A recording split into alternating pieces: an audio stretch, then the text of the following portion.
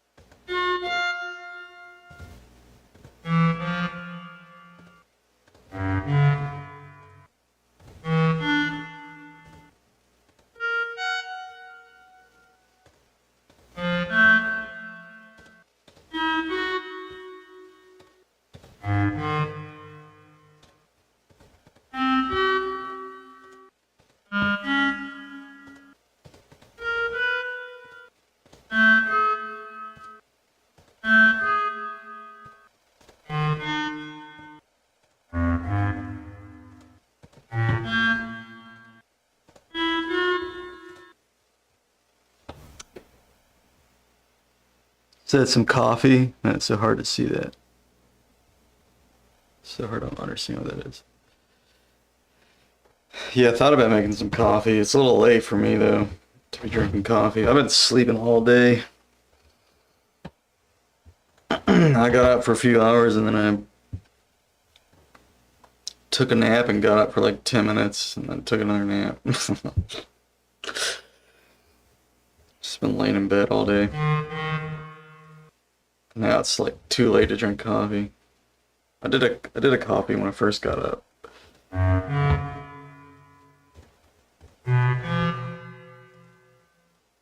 Didn't do much though.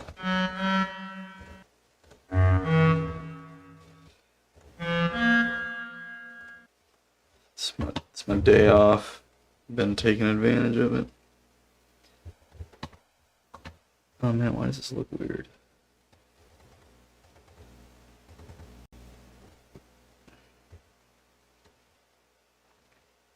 I feel like shit in OBS, like, gets scooted around without me even touching it. Just like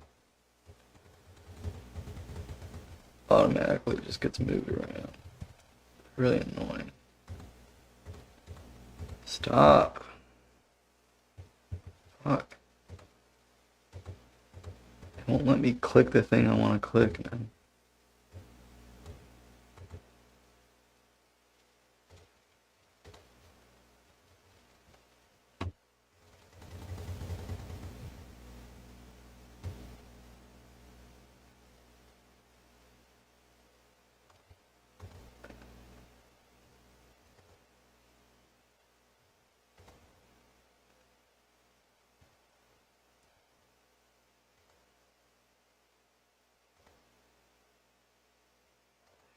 Still like slightly.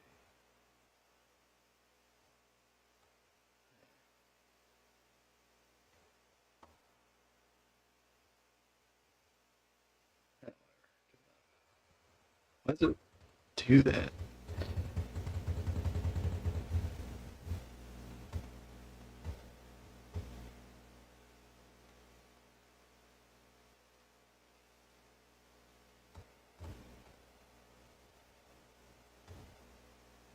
Okay, let's restart this.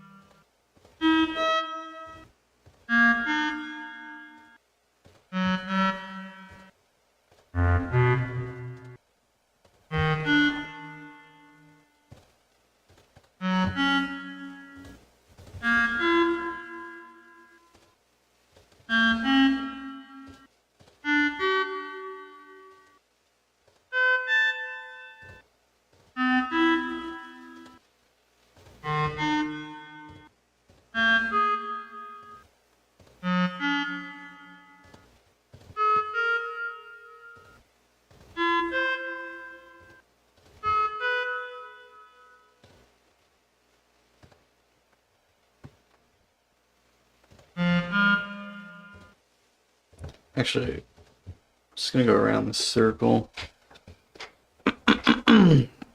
Try to 10. I'll do one more. One more round. Maybe 2 more rounds. I'll go around the circle.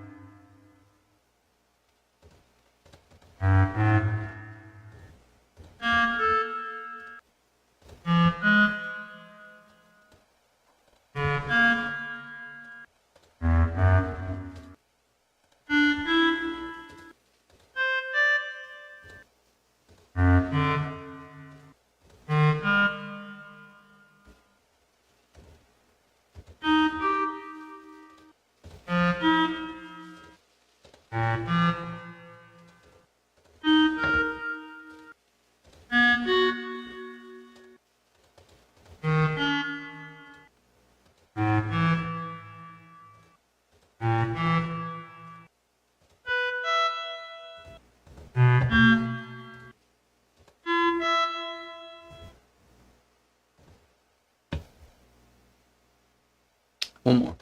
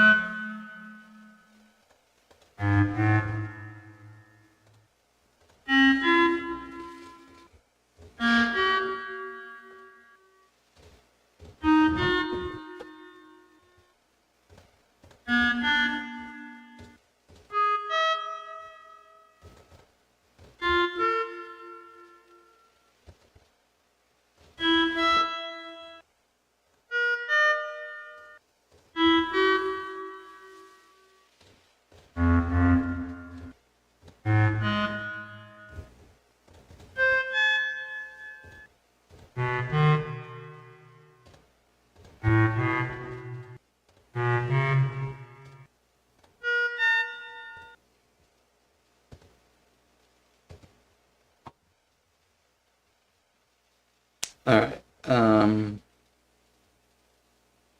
let's go around the clock. 10 in a row.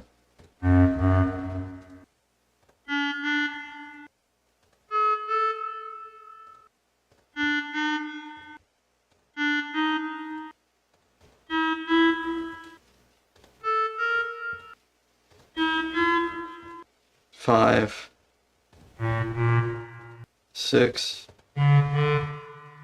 7, 8, 9, 10.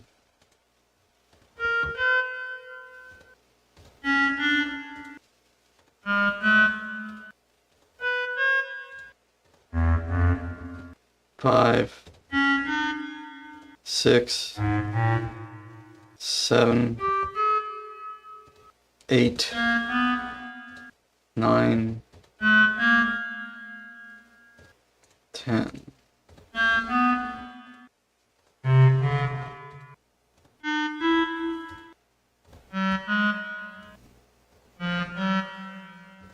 5,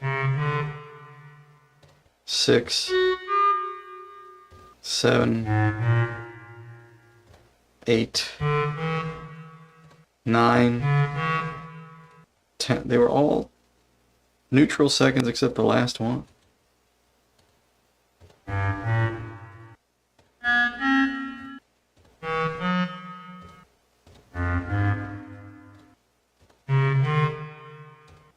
5, 6, 7, 8, 9, 10. Shit.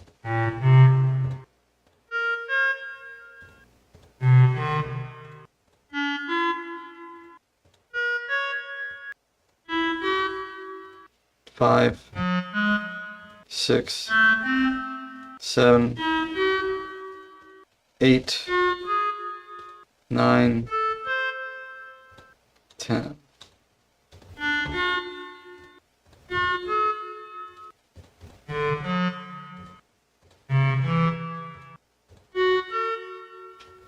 5, 6, 7, 8, 9,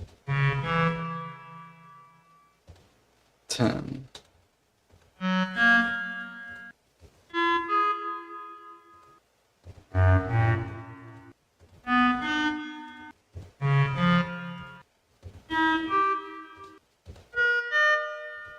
5, 6, 7, 8, 9, 10.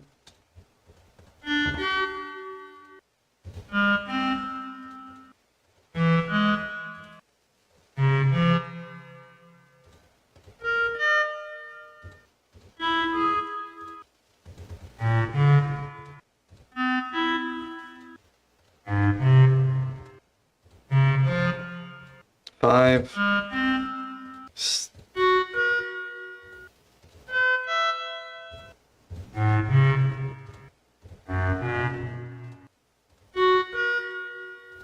5, 6, 7, 8, 9,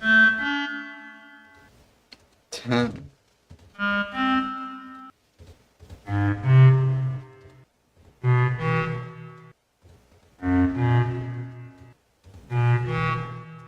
5, 6, 7,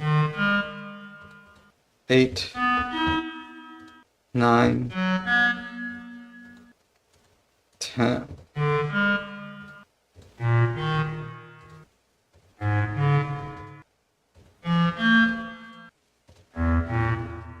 5, 6, 7, 8, 9, 10.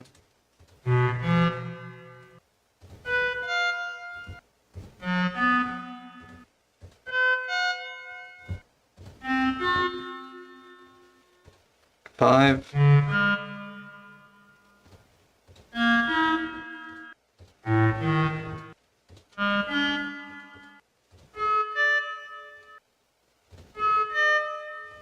5, 6, 7, 8, 9, 10.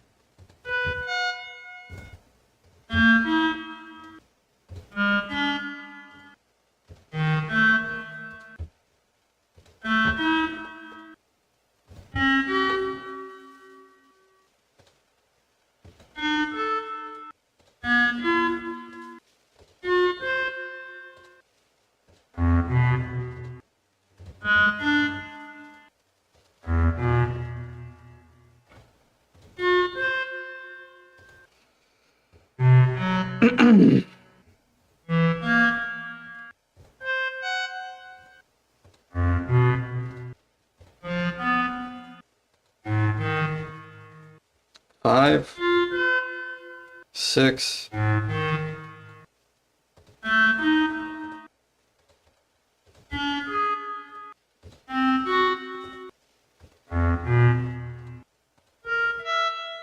5, 6,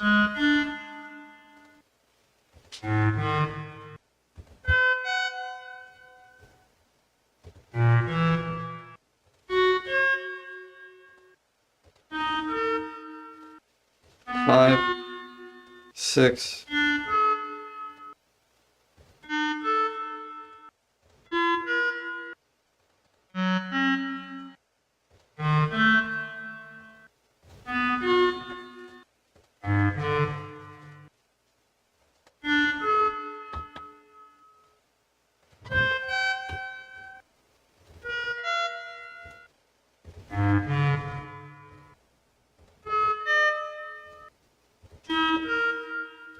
5, 6, 7, 8, 9, 10. Dude, I swear my blind spot shifts around. Like I had no problem with those two until like the other day. Now I have it again.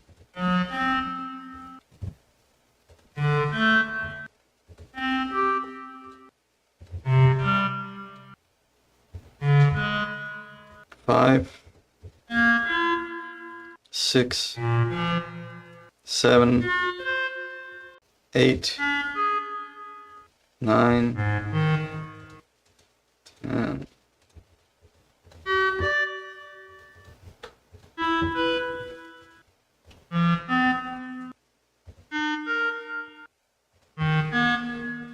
5, 6, 7, 8, 9, 10.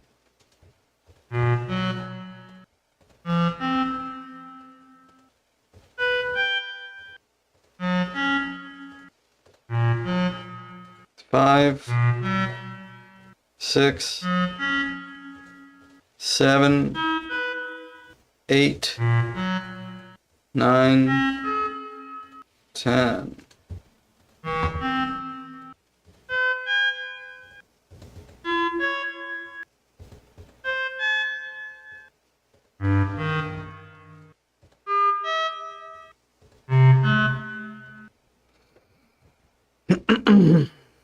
'He's all wrong.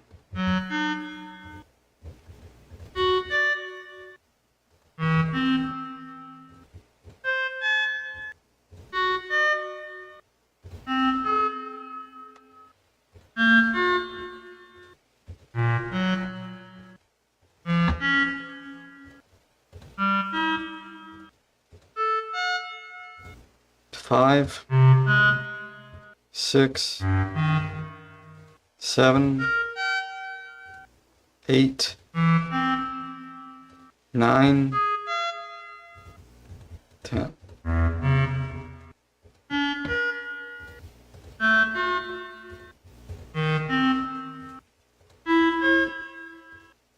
5, 6, 7, 8, 9, 10.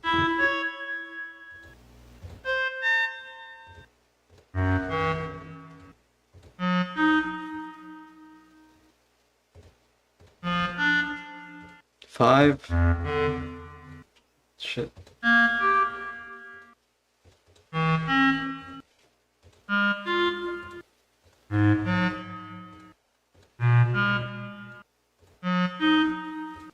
5,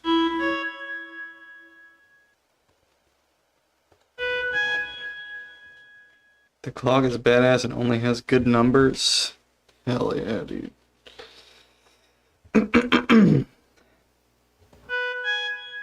It has every good number. Okay. Good.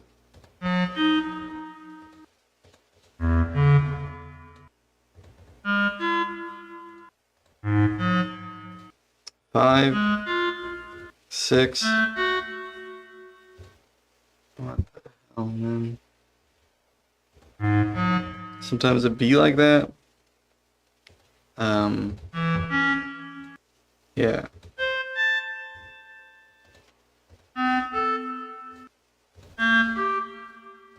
5, 6, 7,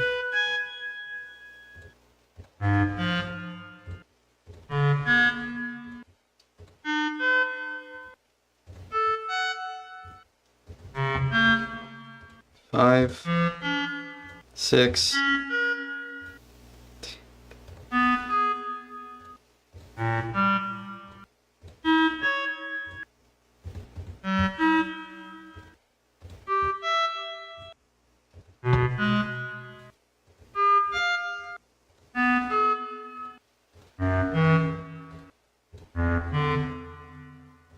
5, 6,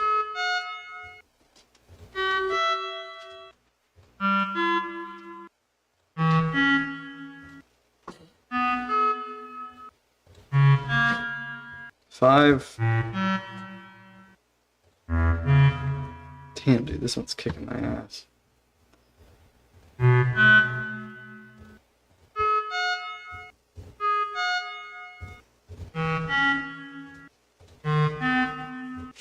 Five, 6, 7, 8, 9, 10.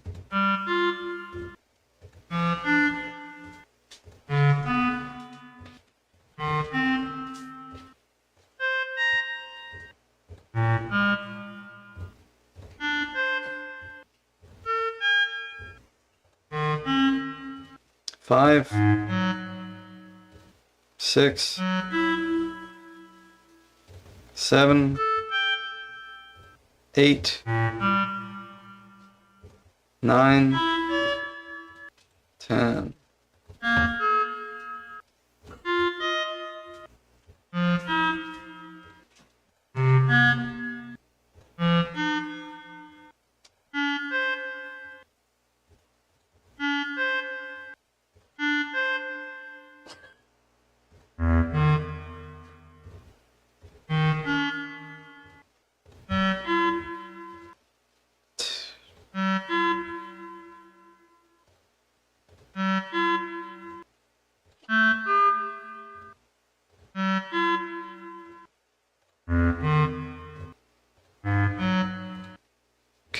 Jeez, man.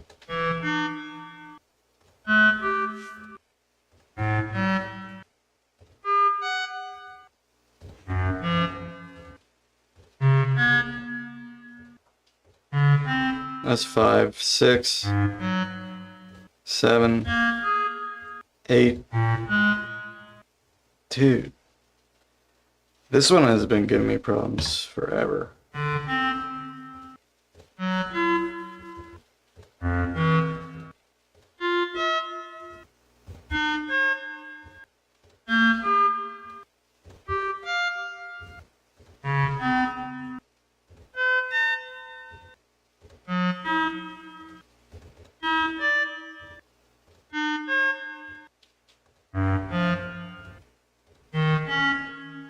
Five, 6, 7, 8, 9, 10. Finally.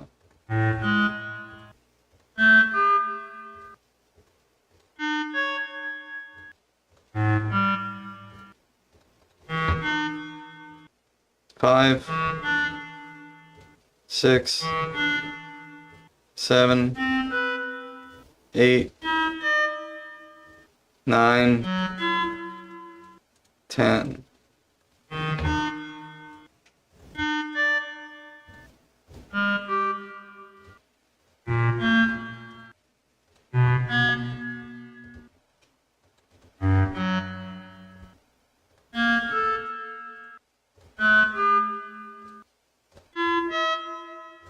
Five, 6, 7,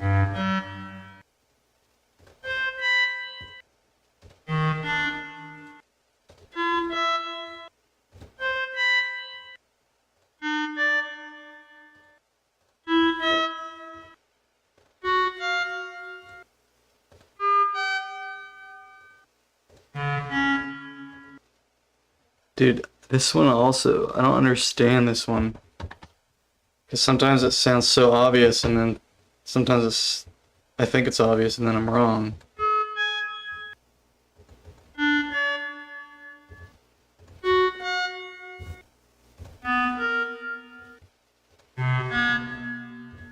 5.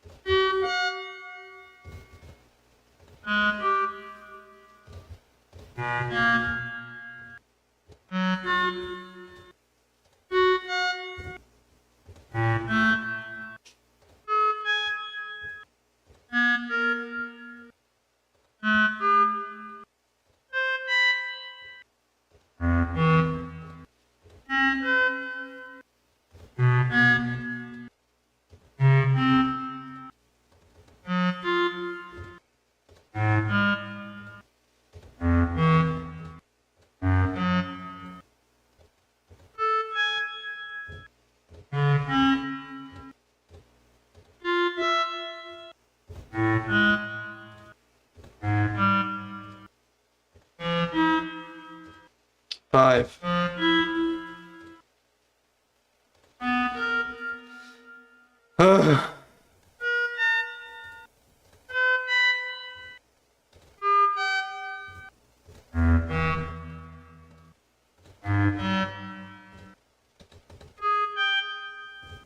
5.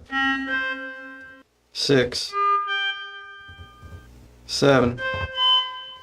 8. 9. Dude, what the hell? This one is the toughest.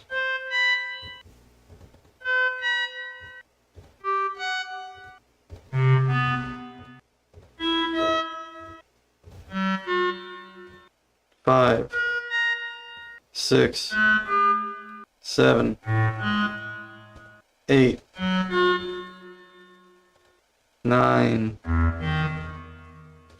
10. Dude, I don't know why that one's so hard. Because quarter steps and half steps are not that hard. So why are super major and major sevenths so hard? I don't get it.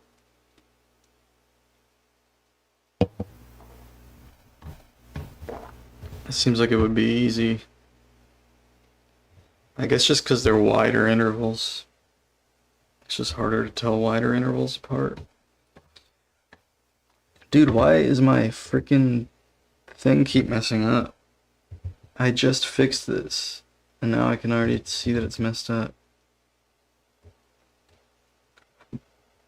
How did it even get messed up?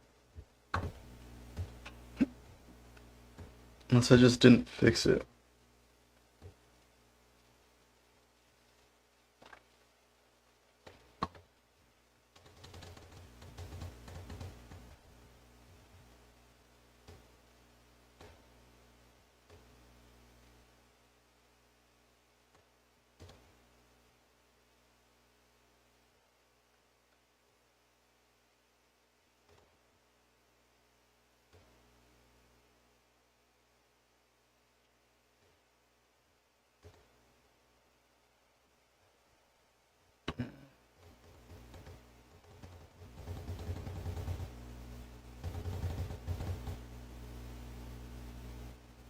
I think it just looks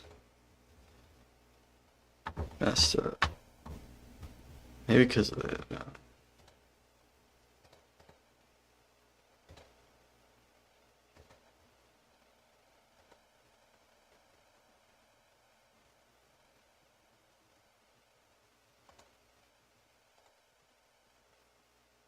think that thing makes it look wrong.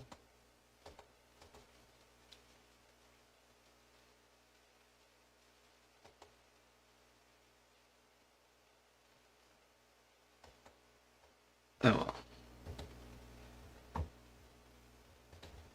Alright.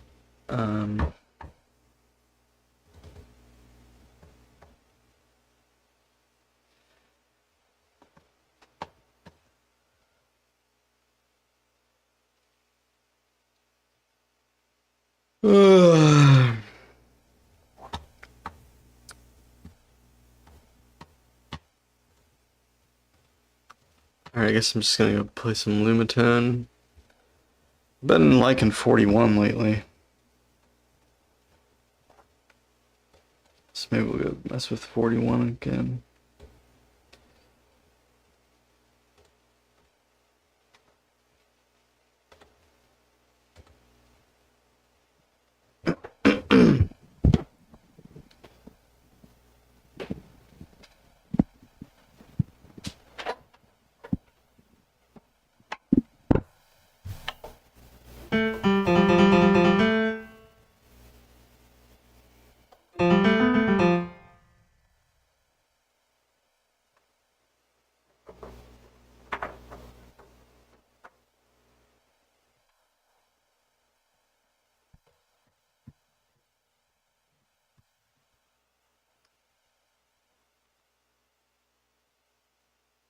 Dead air, dead air, dead air, dead air, dead air. How I love dead air. How I love dead air.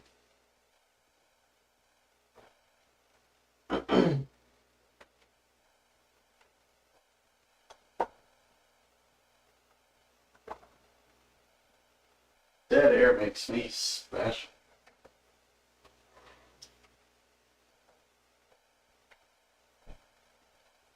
We all love dead air. Check this shit out.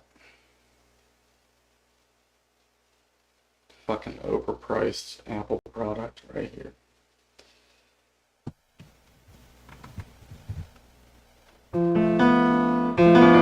Actually, it's a pretty decent keyboard.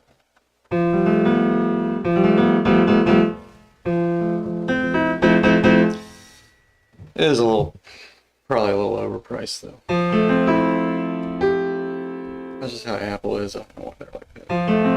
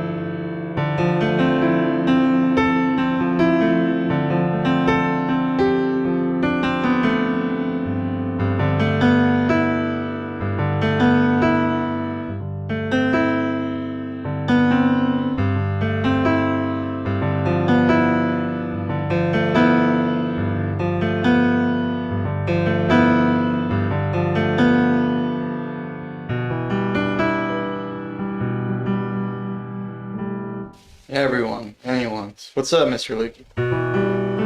Would you like to make an announcement?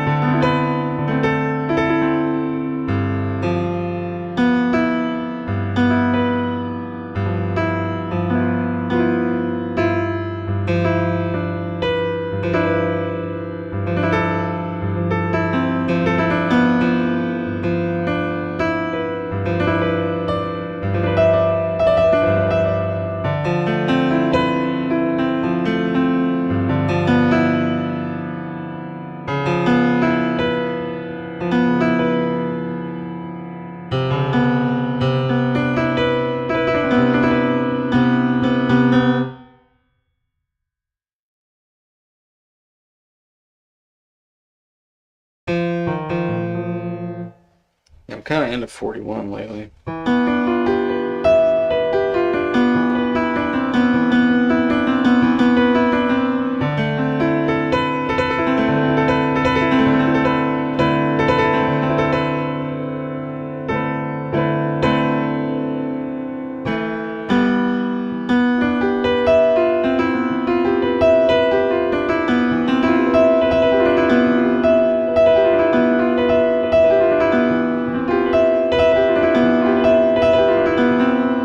Is it creationist or Darwinian?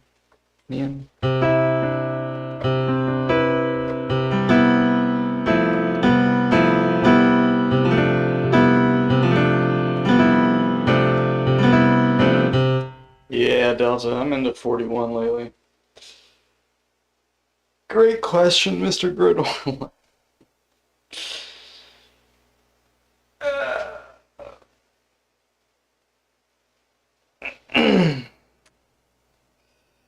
Yeah, this is the tritone sub.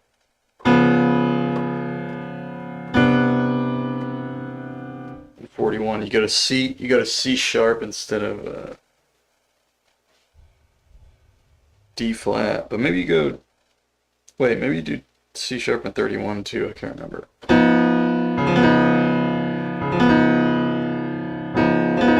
I think you do D flat and 31.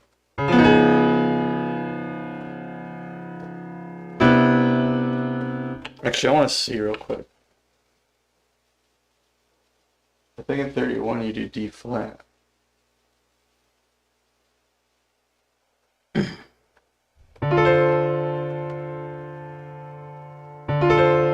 Yeah, you do.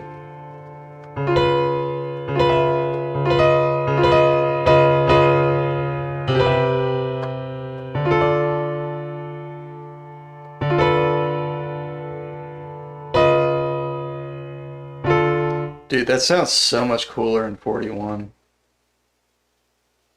That's way cooler in 41. That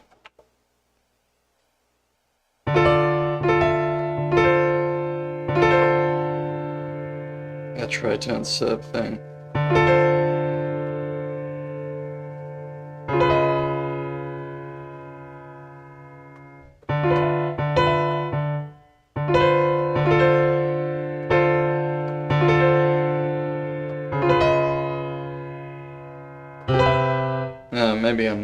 Maybe I'm exaggerating a little. It's not that much cooler.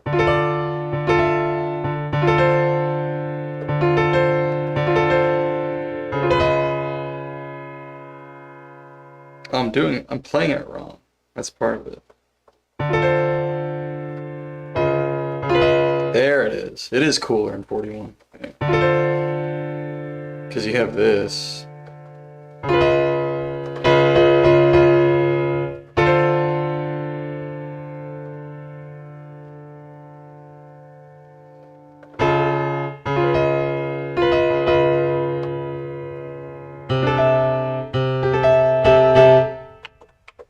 Did I do it right in 31?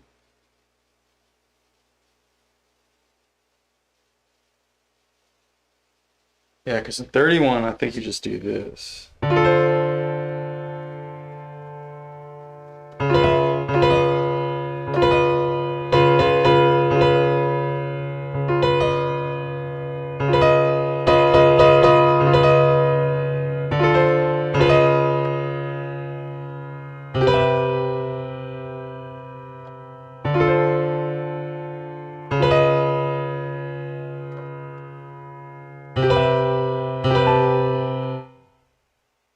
Yeah, I think that's correct.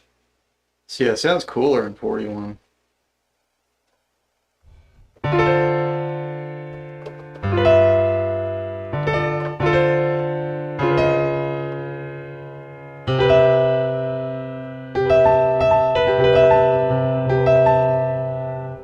It's just got that little extra.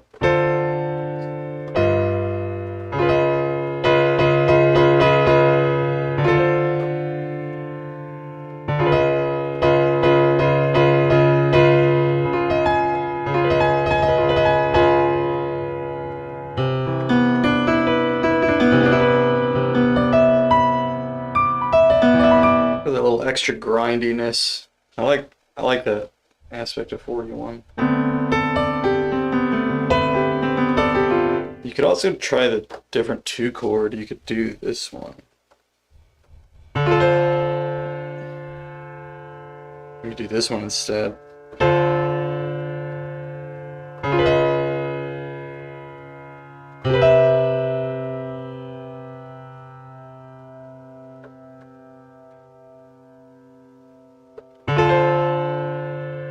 Which that chord sounds kind of cool.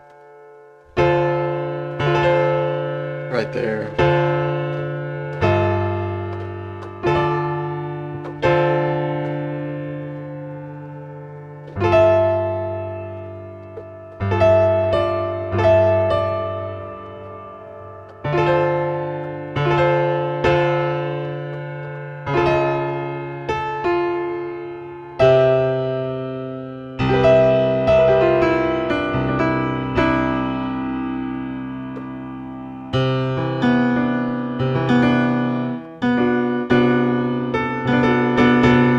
Yeah, fix the colors in here so I can actually understand it now.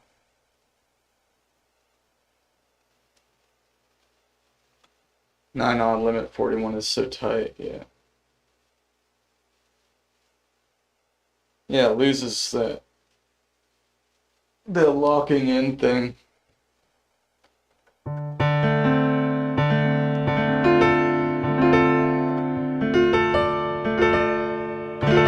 Try it this way too.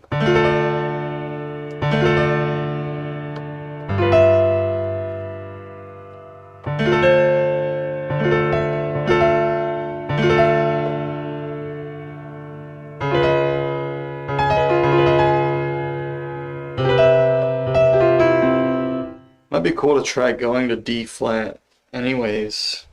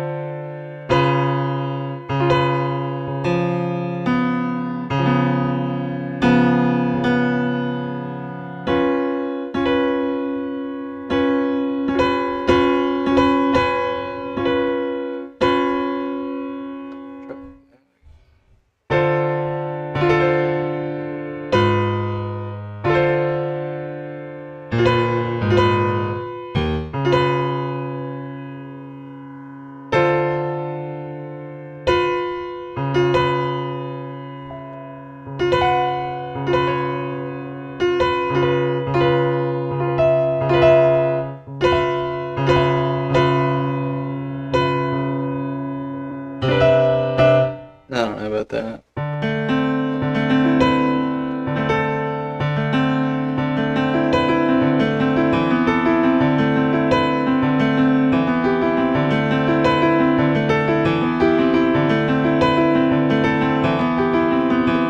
I feel like in 41, like the Pythagorean sounds the most like 12.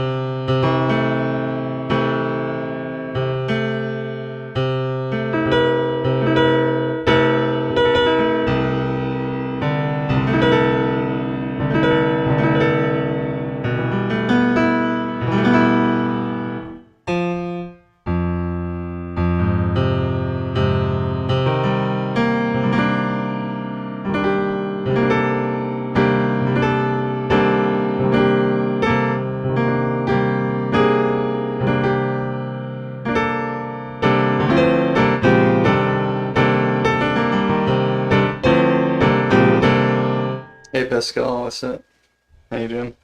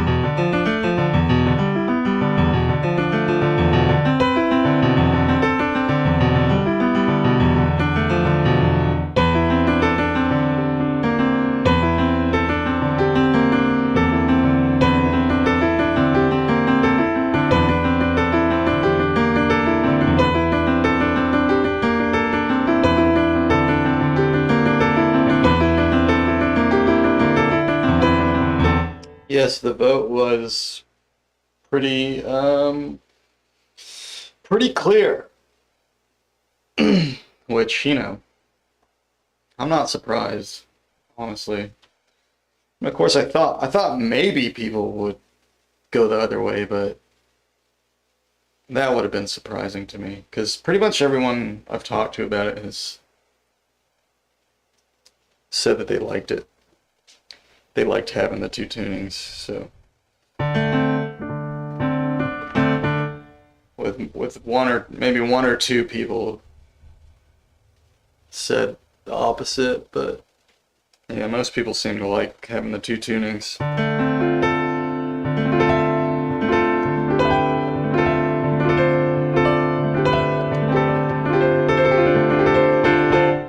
Yeah, it wasn't planned out that way, but like when it ended up working out that way, it just kind of made sense. It just feels a little more. I think there's just something to it because there is sort of it's just like a basic dichotomy in how people think about microtonality and like what they want to get out of it. And for some people, the more difficult to use, the stuff that is very against 12 equal is like appealing just because it is. Whereas the stuff that seems a little more like you could make normal music with it seems less appealing to certain people.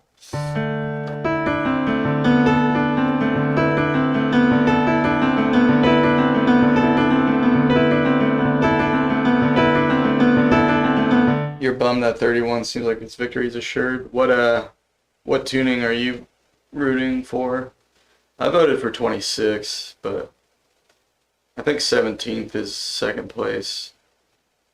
I might just switch to 17. But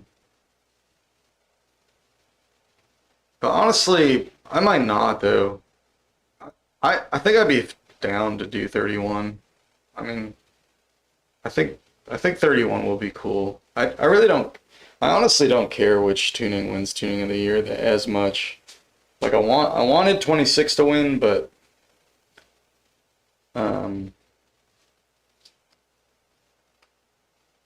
it's based on the voting. It's obviously a minority opinion or just sort of a middling opinion. Not a lot of people want to do 26. And because yeah, a lot of people voted for 17, which 17 is really cool. I like 17 a lot, but I like 34 way more. But I understand why 17 would be more popular than 34. It's just less to deal with. And And it already sounds really good.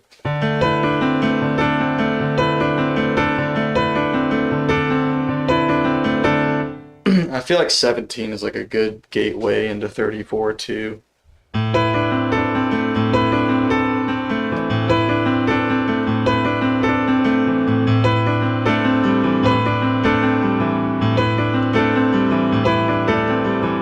As far as the other tunings go, the weird tunings, like I voted for 37 and I would prefer to do 37, but the other ones are fine except for 18. 18 is the only one I really don't like. Like I have like I guess some preferences among the rest. Like I think 28 is cool, but I think it was like the least popular choice on there. But yeah, I definitely would rather do 37 than any of the other ones. But if it was 20 or 21 or 35, it would be fine. I think 18 is so, I can't, I really don't think I'll do anything with, like if 18 wins, I don't think I'm gonna do anything with it. Because I really just don't like 18 EDO.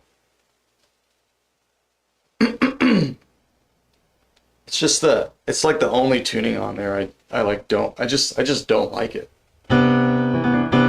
Every time I mess with it, I just am like this, I just think it's lame, honestly, because the reason I think it's lame is because there's other tunings that do the interesting things that it does in ways that are subtler and more palatable to me, like 23 equal, for instance. It does like anti-diatonic in a much smoother way that I prefer. And like the only good thing about 18 Edo is 9 Edo. And then 18 Edo has 6 Edo in it, which just makes it lame. I really don't like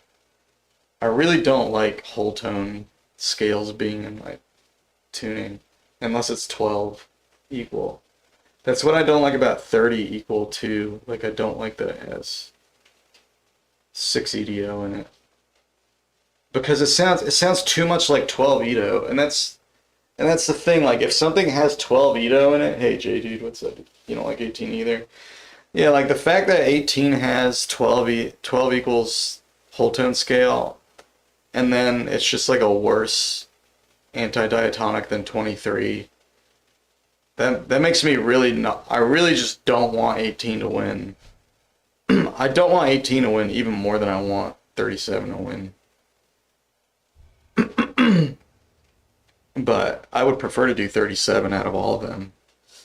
So I hope it wins. But I'm kind of scared that 18 is gonna overtake it.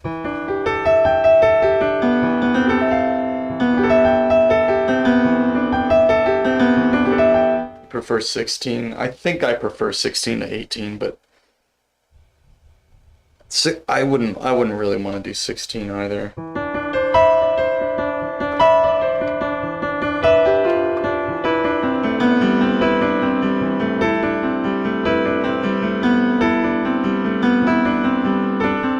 I mean, depending on what the votes look like tomorrow, I already said all that on Discord. That's probably a little more succinct too.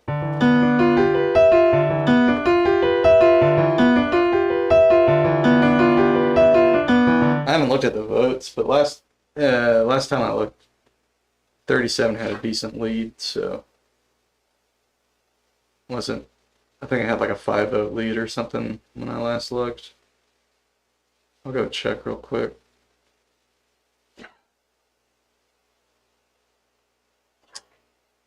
It's only got a 4-vote lead now. Yeah, I mean, literally any of these would be preferable to 18, in my opinion. 37 would be cool. Leads by 4 now, yeah. But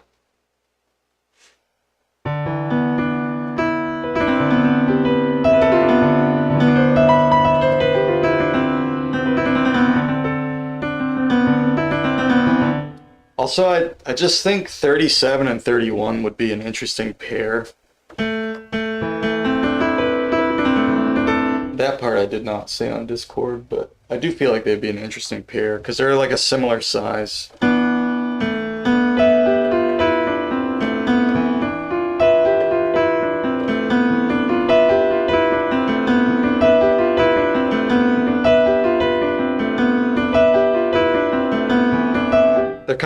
They're kind of like bad at the same stuff too. Like they both kind of have a bad prime 3.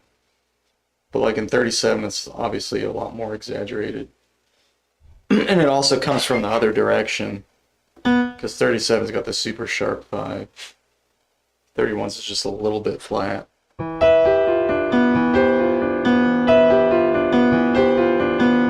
I feel like it's kind of an interesting pair. For that reason. Because they're sort of like two ends of a spectrum in a way.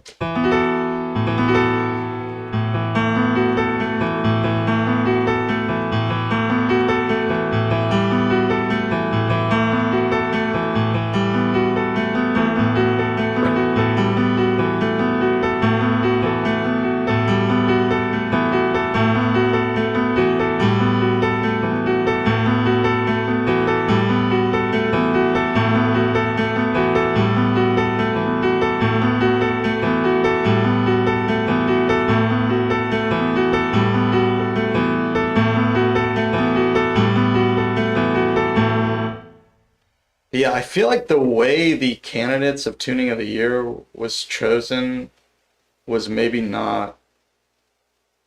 See, the thing is like Paliak is really into like 5N, got really into 5N and 7N, Paliak and Mr. Leaky. And so they proposed a bunch of 5N and 7N tunings, but the thing is that if you just have a whole bunch of 5N and 7N tunings, like, people aren't going to agree on that, because really the only 5N tuning people really like is 15. So like if it's between like 20 and 25 and 35 and 30 or whatever, it's just like, it's almost, none of them are remarkable for being 5N, except maybe 35 because it's also 7N.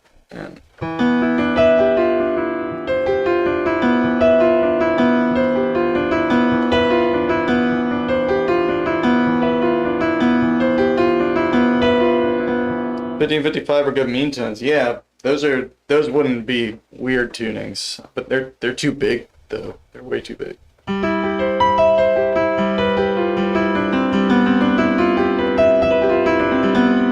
I think probably 41 should be added to the normal list, because there is like kite guitar and stuff, and there's a lot of music in 41, especially since like Lamplight now is so popular. I didn't really think that much about the lists, honestly. I was so concerned with getting everything going that I kind of didn't want to mess with any of the details or even think about them. I was really just trying to get it started for this year. I was kind of like concerned about how it was going to turn out. But now that it's going, I'm like seeing that we could definitely tweak a lot of stuff. Like I think the lists could have been tweaked a lot more.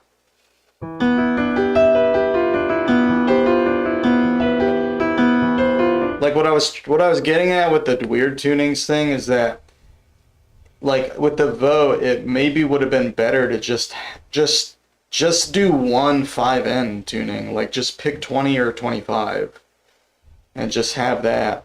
Like if that's what you wanted to do. I mean, I think I'm going to really push to have 15 on there next time on the weird list. But like, yeah, I think we could like add 41 to the normal list, move 15 to the weird list. And like if the list is supposed to be curated, like if the list is supposed to be curated, maybe we can curate it in a way that it's going to be, that's going to give every tuning more of a fair chance. Because like, if the appeal of 4 different tunings is that they're a multiple of 5, but none of them are 15 EDO, then none of them are going to stand out. I mean, that's kind of how that's reflected on the polls. Because 20 and 25 are almost dead even, and they're just, that's because they're a multiple of 5. That's it. They're not really remarkable for any reason. So it's just like, if there was just one, probably the people voting 25 would have voted 20, or vice versa, you know?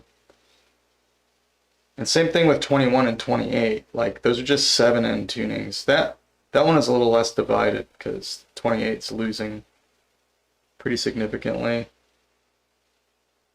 But like, the tuning of the weird tunings list was not, I don't know. I really just went with what Paliak and Mr. Leakey suggested and added 37. And I don't know if I added 18 or someone else did. Maybe Zeno did. I can't remember. I don't really know.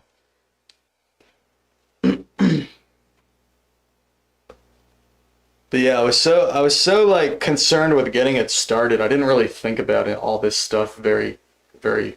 I just didn't put that much thought into it. But now that it's all up, I'm like, I think next time we can be like, I like the idea of the curated polls.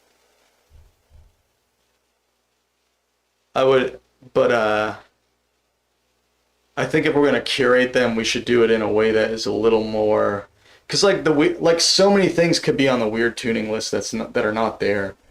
Like 14 could be on there, 11 could be on there, blah blah blah. Like there's a ton of tune, and no one's complained, which is good. But like, the things that all the weird tunings have in common are that they're all 5N and 7N, except for a couple of them. And the one that isn't, the 2 that aren't are the ones that are winning. You know what I mean? Like, that's... If you go to the xenharmonic Discord, and are you on the xenharmonic Alliance Discord? And go to the announcements.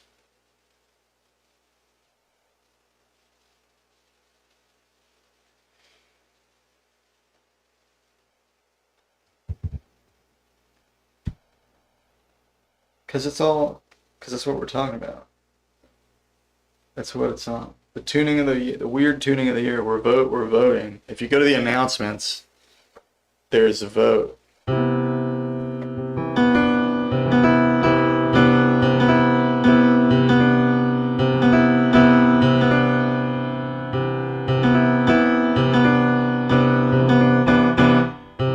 Oh, you're too young for Discord? Oh, right.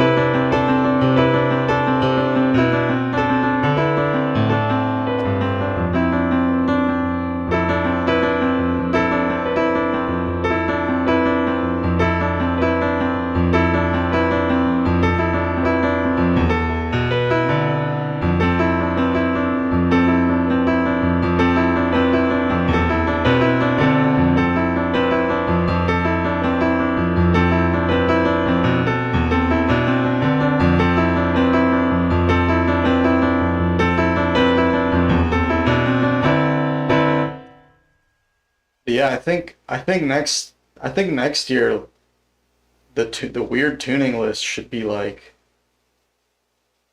there should be like 1, maybe 2 like 5N tunings, but preferably just 1. Like maybe do 15 and then 1 other one. Like do 15 EDO and then just like pick some 5N ahead of time, because doing like 20 and 25 and 35, it's like, Can I show you the link to the tone? It's just in the announcements, Pascal. There's no link. It's not a website. It's on the server. It's on the server. Do you want to know what the candidates are? The candidates are 18. I think I have these right.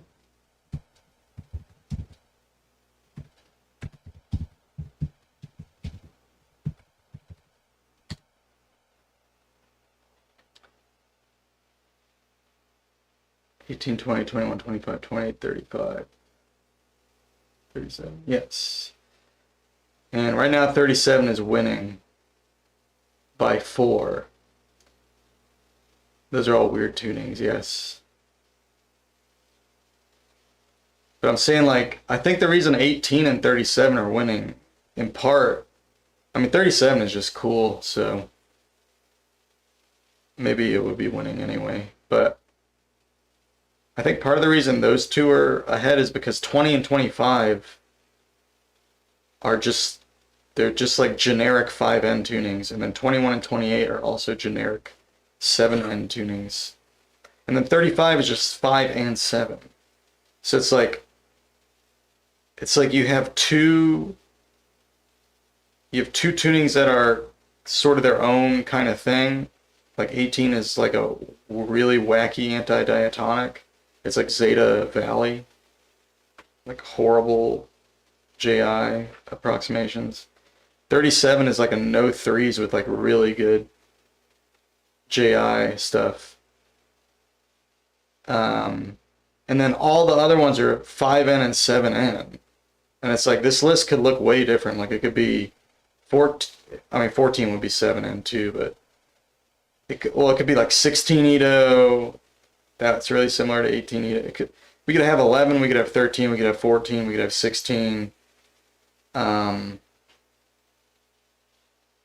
So like, I guess the rest of them would be the other ones anyways.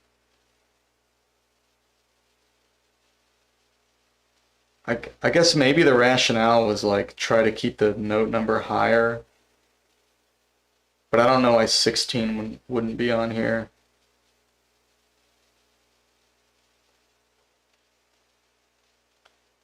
But yeah, I think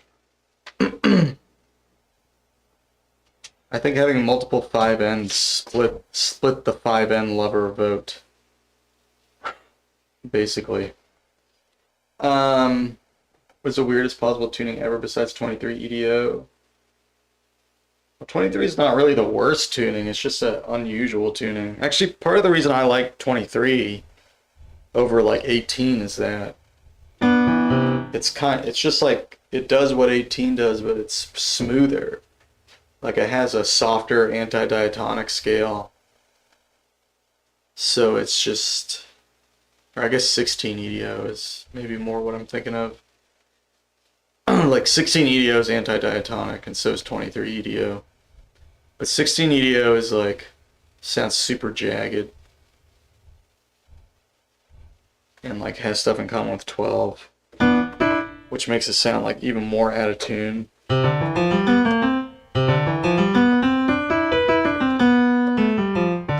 Like if your tuning has stuff from 12 in it, like it needs to either recontextualize it in a cool way, the way that like 27 equal does, or like 15 equal does, or it has to like add stuff to it that actually sounds better than the stuff in 12. Like that's kind of why that's why like 36 sounds way better than 24, because 24, most of what it adds to 12 like sounds worse than what's in 12, with just like a couple exceptions.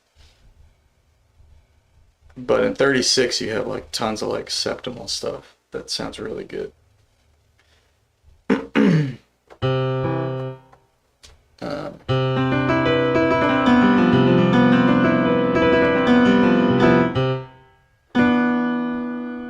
then like 27 it has better septimal stuff too. And it also stretches everything, which fits that 400 cent major third a little better. And That's also true in 15 equal.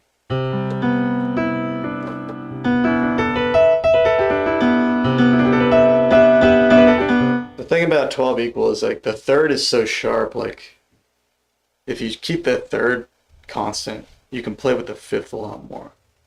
Like you can bend it upwards.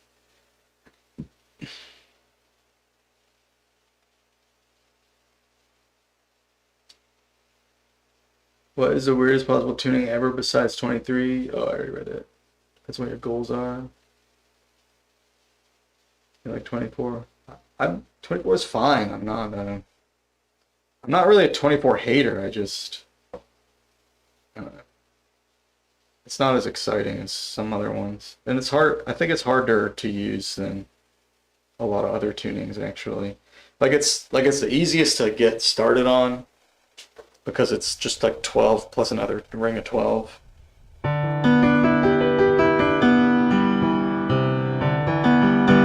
But then it is kind of hard to use because it's hard to blend the two rings together.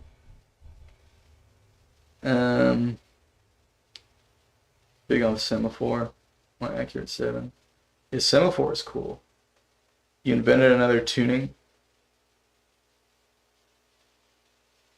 Go to scale workshop. Alright. I'm on scale workshop.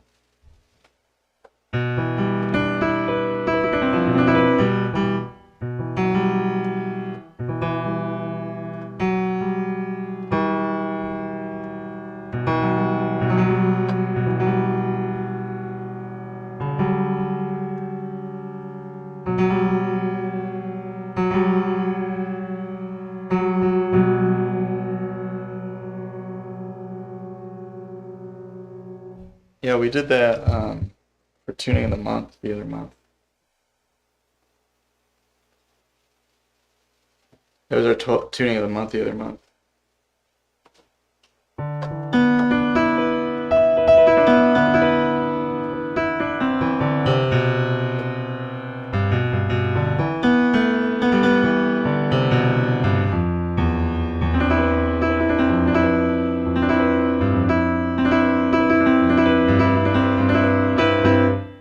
I think there's already a term for that, isn't it? Called AFDO?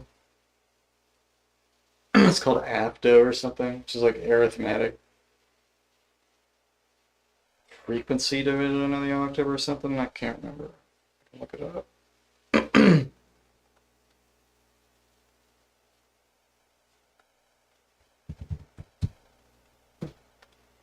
Yeah, AFDO is an arithmetic frequency division of the octave. Or it's also called an ODO, O-tonal division of the octave. The 12 AFDO, and the first degree is 13, 12, and 14, and so on, up to 24. So yeah, it's literally what you're talking about. It's a harmonic segment, yeah. Mode 12 of the harmonic series is fine too. I mean, yeah, there's like 4 different names for this thing already.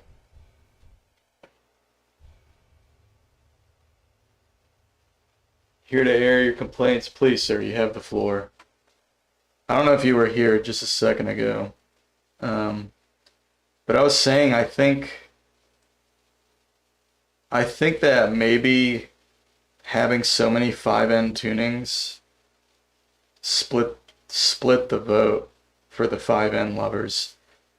Like we kind of just like I suggested the list that you guys gave me, and you guys were really into the 5N and the 7N, and then added 37, and I don't remember if I added 18 or someone else did, but 18 and 37 are the only non-5N 7N tunings, and those are the ones leading. So I feel like maybe the reason that I wonder if there was just 20 EDO or just 25 EDO, if one of those would have actually taken the lead. You're not sure that they would have. I think maybe they would have. I don't know. I mean, it's hard to say. But I think next year it'll be easier to do this since it's now like the two tunings are pretty much established. But I think maybe we should we should revisit the tuning lists, like the lists themselves. Like I think like 15 Ito, I would probably put that in the weird tuning list. Anyways, that's kind of I think the strongest edge case. But I would lean towards putting it in as a weird tuning. And then also like 16's not on the weird tunings, 14's not on the weird tunings. We could also consider putting 29 on the normal tunings. We could also consider like adding 41 to the normal tunings. And maybe we could even like try to curate the list a little more, like instead of doing like every possible tuning, like maybe just do four that feel distinct in some way. Like there could be in the weird tunings, there could be like a 5N, a 7N, and then something else and something else. And then in the normal tunings, there could be like a flat tone, a mean tone, a super pipes, and 15 Ito or something. And yeah, maybe we could even add some JI stuff too. I think adding some JI options would be cool too. Maybe there could be like a JI option, a super pipe, a mean tone, and a flat tone.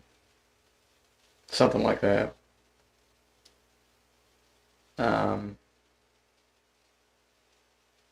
Just because I feel like the certain tunings that have a lot of features in common are gonna,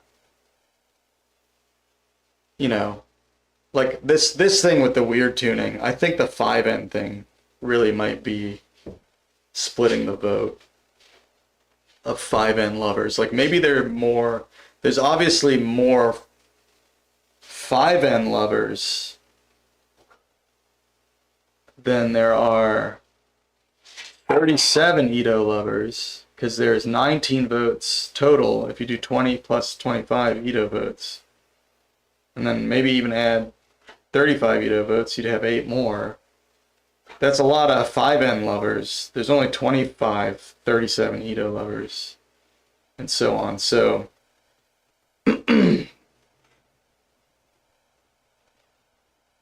I mean, it's hard to say like why people voted for what they voted for. We could also like ask. But yeah, I'm just like thinking about this stuff because I don't know. It's hard. It was hard to think about this stuff before because I was more just concerned with getting everything started. But now that it's started, I'm wondering how like what a better way to do it might be.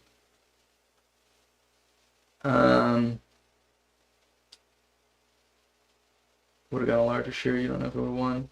Do Ito size, any Ito size now? Nice. That's cool. Just any macro. Yeah. JI last keystrokes. Seems like a potentially good idea. Thank you. Doman, what's up? Dude, how you doing? Yeah, that is the question, for sure.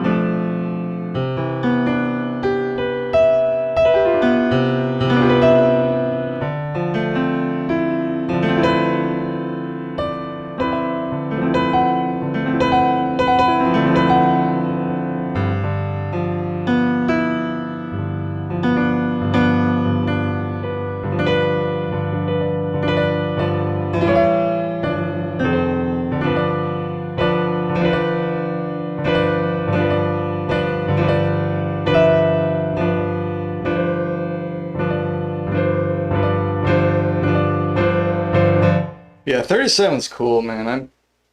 Even if 37 wins, I think you'll find stuff you like about it, Paliak. I'm pretty confident you will.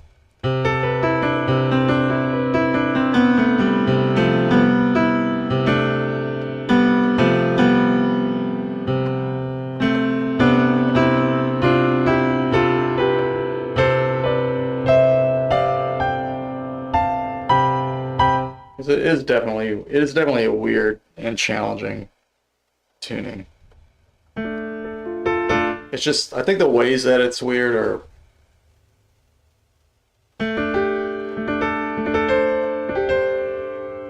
kind of like, I don't know if subtler is the right word, but it's definitely kind of nuanced because a lot of it has to do with like not just the basic structure, like it doesn't really have a great diatonic, which that's already bad enough, but some of the other tunings have worse diatonics for sure. But it's just how like everything kind of like certain stuff is really well in tune, but you don't have that stability of like the good fifth to support it. So like I don't know, I think it drives you in a weird direction because some stuff works really well and is really tightly tuned. But just that basic structural foundation that we often take for granted of just like having a clean circle of fifths, it's just not there really.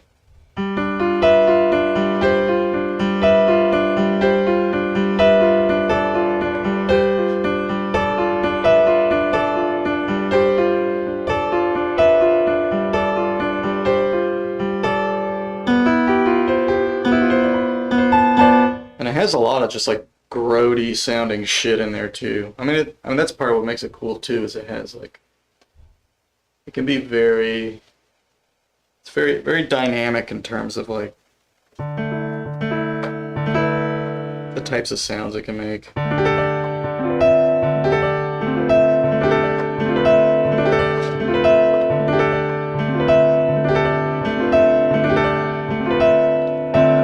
But it basically forces you to think slightly, like if you care about the consonants, like it forces you to think about higher limits. It forces you to think in like a no threes kind of way.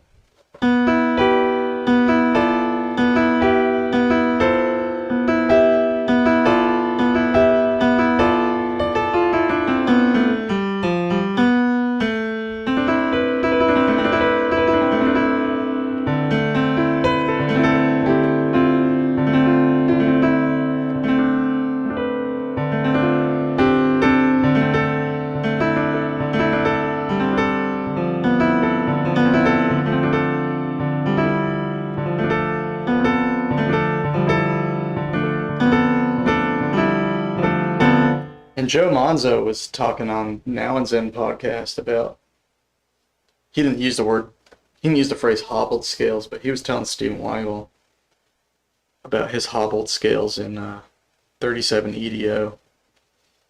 Way before Tuning of the Year Weird ever started, he was talking about those same scales, but in 37. So it's definitely in that vein of like 23, and I think it definitely is like a weird tuning. Like it's among those ranks.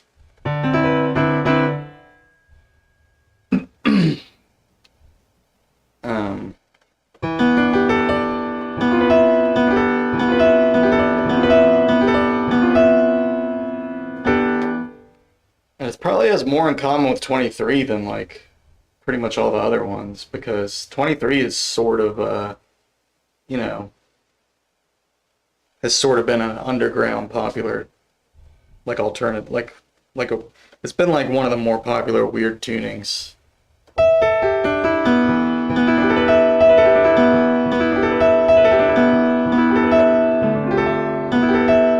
Like Like, it seems to me like the most popular weird tunings that are like popular because they have difficult structures and are like very unlike 12 are 15 equal, 23 equal, and 37 equal. Those seem like the biggest ones.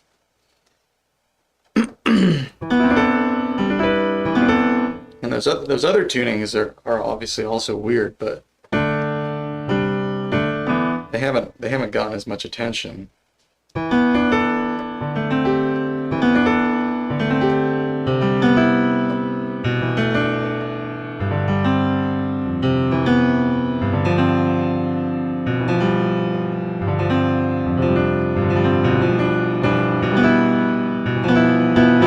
Yeah, I think, also we're eventually gonna run through all the popular ones, and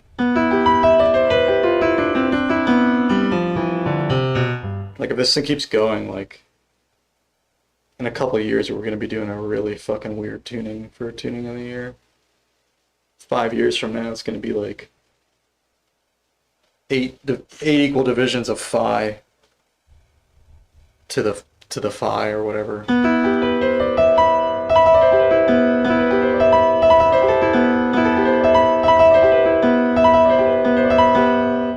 It's gonna become like unruly.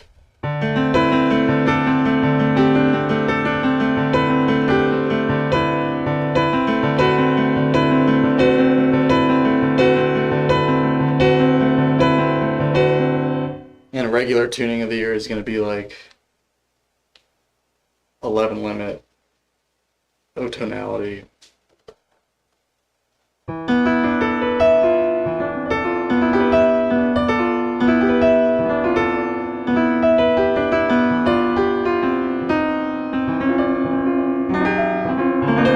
Brian not brianing. Who, me?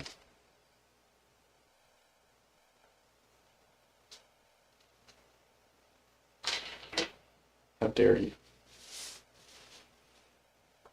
You call me dumb, dude?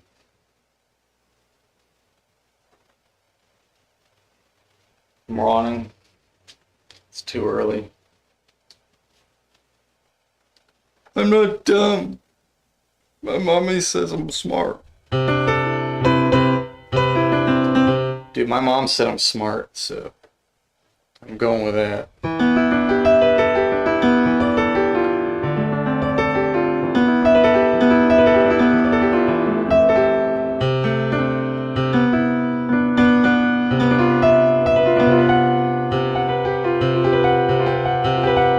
Yeah, my mom knows best, so.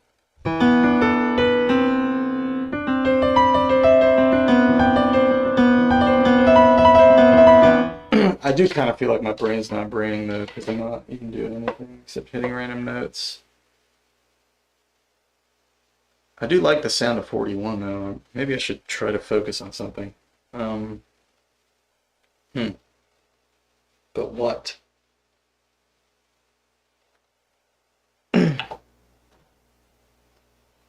Let's go back to 22.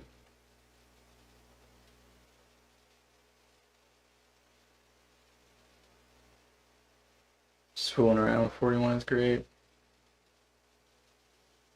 You know what? Since you put it like that, you're right. Let's just fool around with 41, man. Actually, I want to hear some of this 11 limit stuff again. So where's the...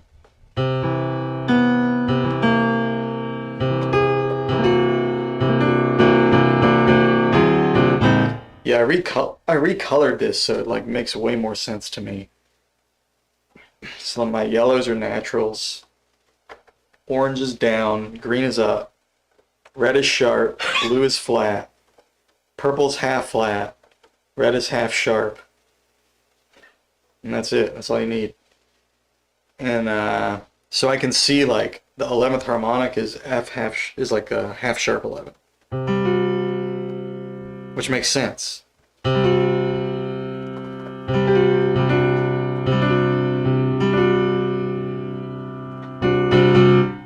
And then 13, which it's not super well in tune, but it's there. It's like the half flat 11. Or is it half flat 13? Or is it?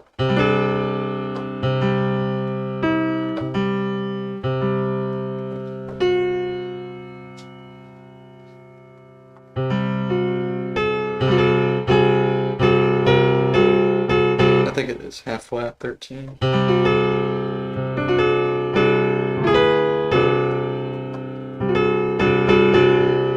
Half flat 6, yeah, however you want to put it, yeah. So half sharp 11 and half flat 6. Half flat 13, however you want to call it. 13's not great in this, but it's okay. I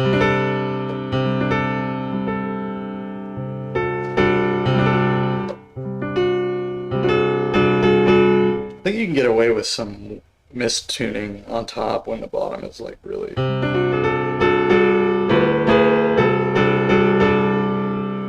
solid.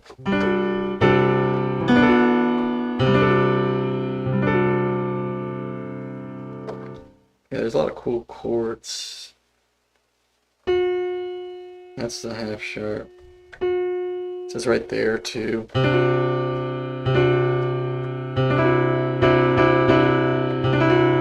Oh, so you can see like 11-10 and 10-9 are tempered together.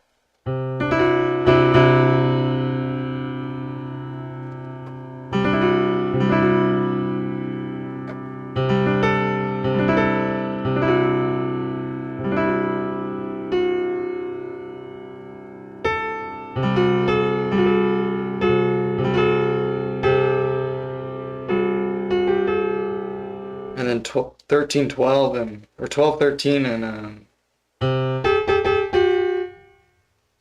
13-12 and 12-11 are also the same size.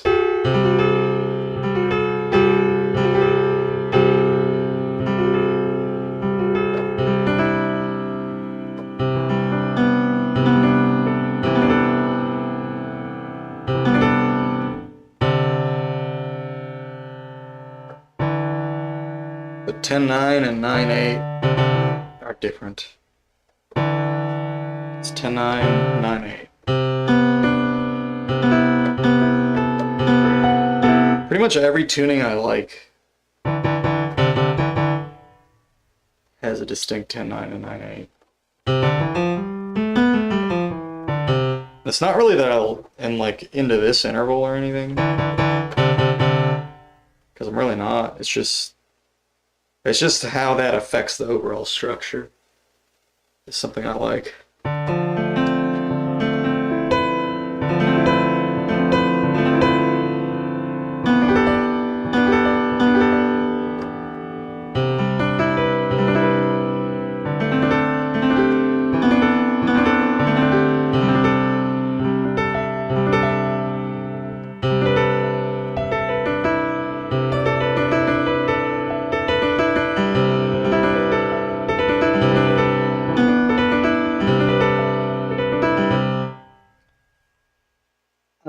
I've tried extending tetrachordal scales into 12 notes, but it hasn't worked that well. I got some scales that sound good, but are messy and confusing to play.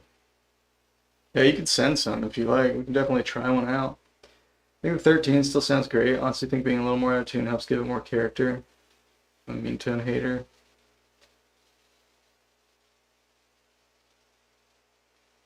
I'm definitely not a mean tone seeker, I'll say that. C sus 4, half sharp 7, best chord ever.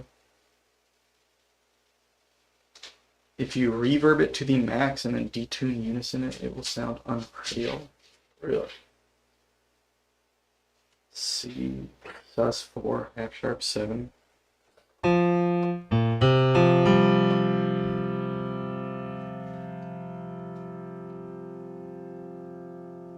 Half sharp 7? That? Oh, half flat 7. B half flat? Okay.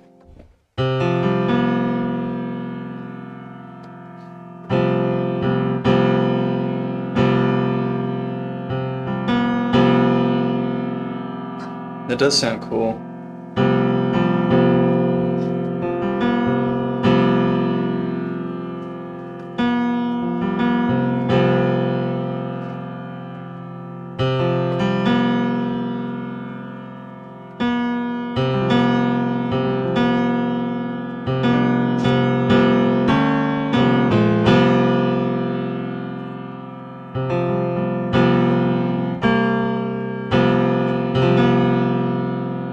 Man, that is a cool chord.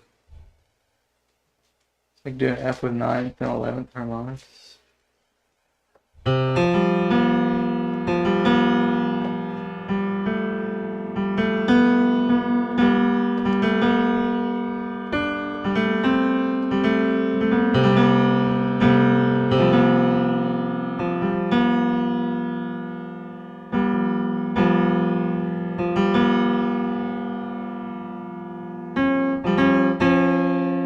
That'd be 11th harmonic though, right?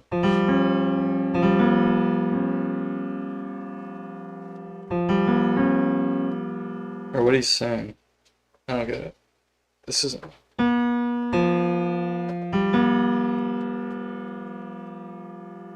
It's like doing an F with the 9th and 11th harmonics.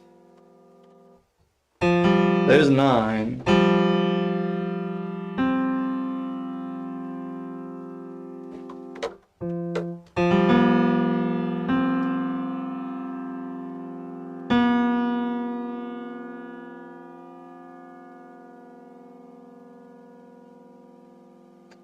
Oh, yeah, that's right.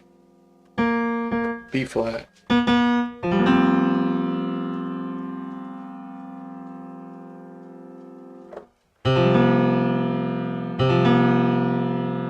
We put the C on the bottom.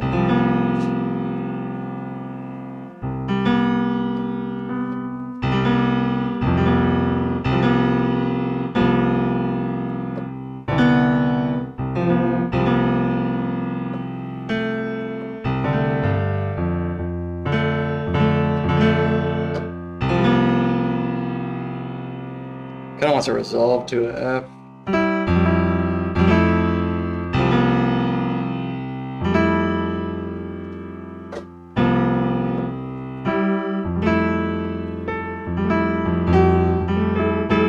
I let my dog out.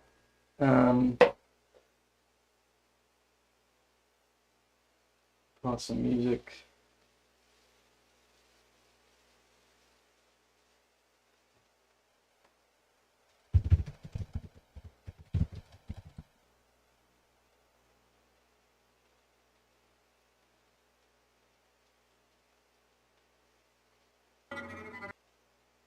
Whoa.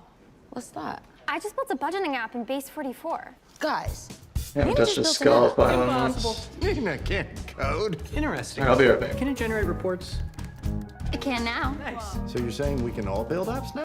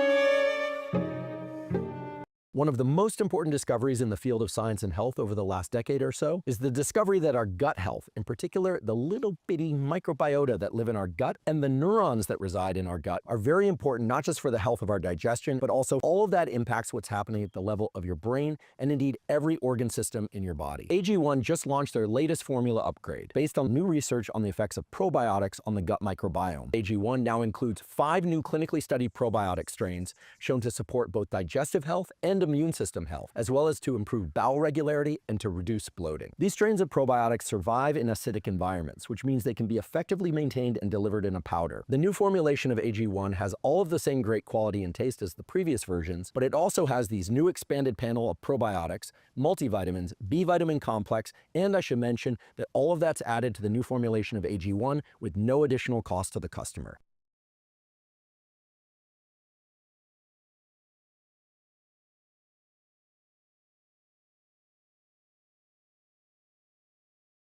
My daughter just accused me of getting Botox. My girlfriends think I've had a skin tightening treatment. The truth? No injections, no filters, just real living botanicals from the Arctic that gave me my face back. In my 50s, I started to see the years carved into my skin. Nothing worked anymore. Retinol burned my skin. Vitamin C made me peel. Expensive creams just sat there, heavy and useless. My face felt worn, crepey, and looked old. Every time I put on makeup, I felt like an older woman trying to look young. Foundation cracking around my mouth, concealer clinging to dry patches. Truth is, I miss the younger woman I used to see in the mirror. Then I found Froya Organic.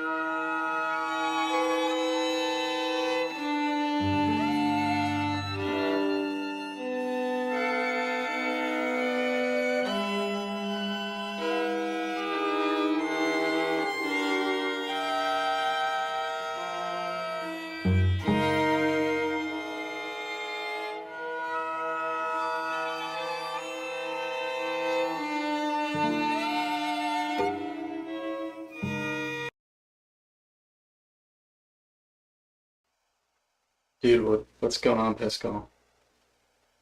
You're freaking out, man.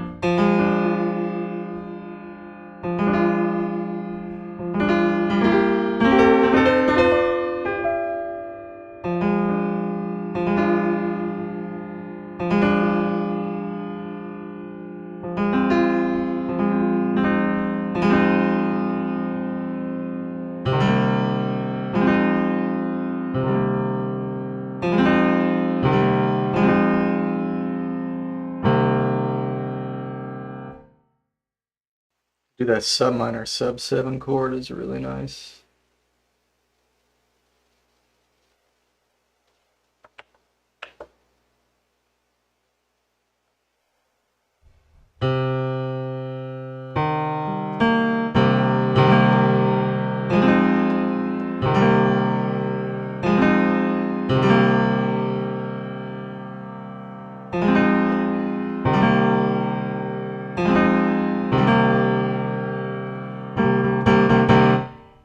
Dude, I think 41 is beating 31's ass right now.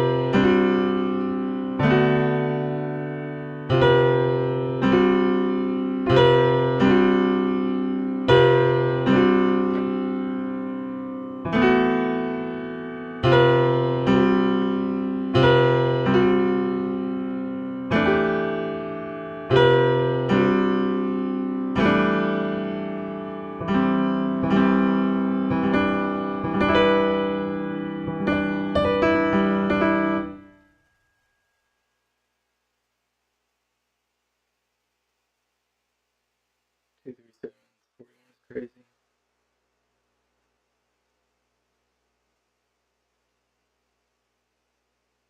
The Scala export code is so old it doesn't work. Wait, what?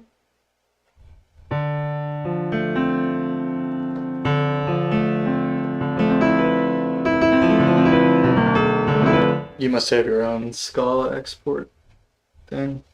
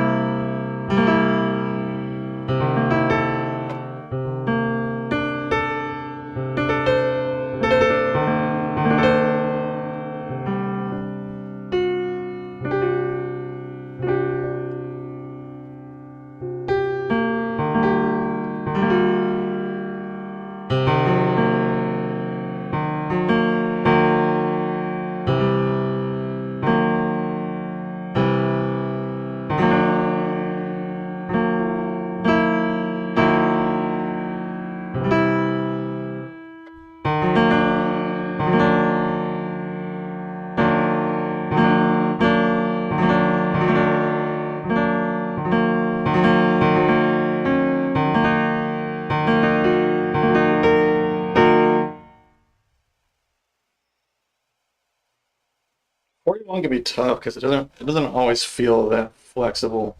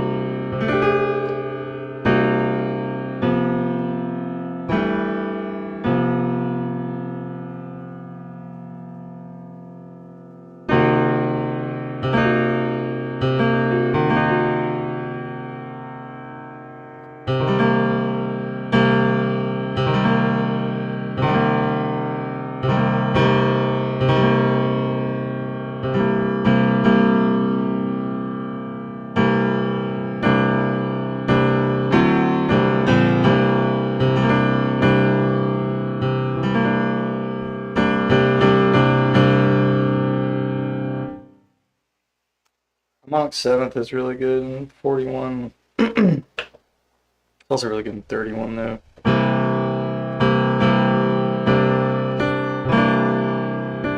But the 9 is a little flat.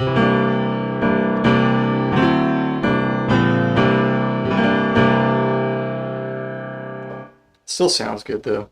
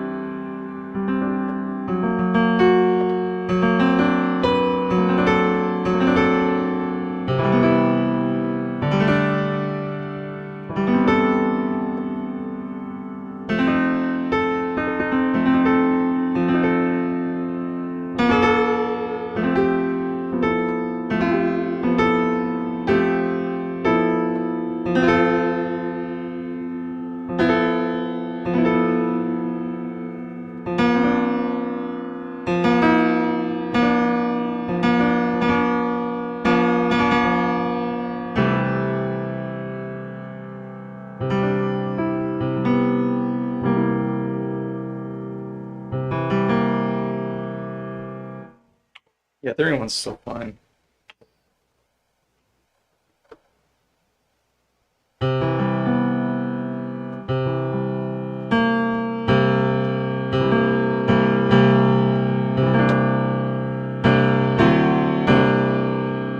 Yeah, it feels a little cleaner.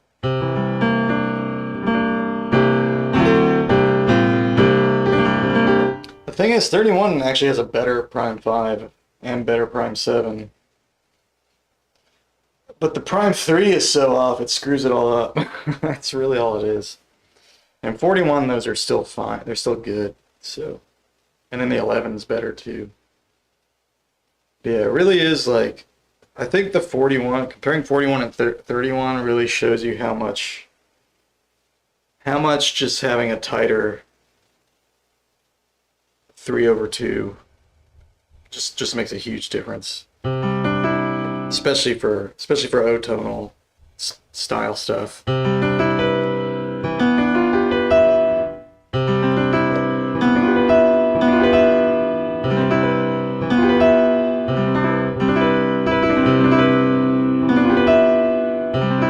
But it's kind of like comparing a BMW and a Mercedes, you know. Like they're both the luxury consonants tunings, you know. You can get a lot of really good JIs approximations.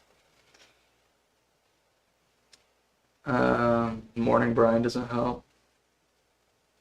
It's got great Slendrick temperament stuff if you want to try something totally different sounding. On the 8/7 step. Prime 3 feels so huge and sound defining for the entire EDO. But this is Slendrick here, right?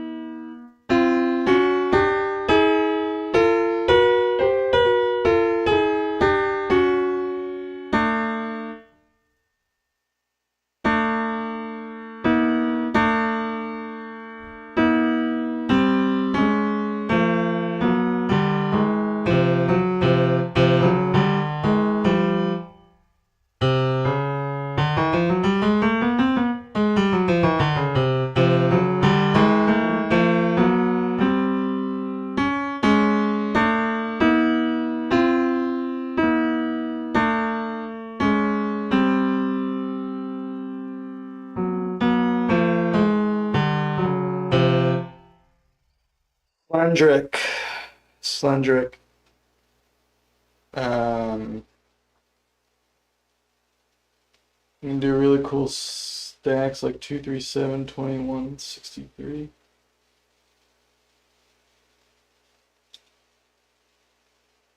Most people seem to rarely or ever touch a tuning without a good fifth. Slendrick.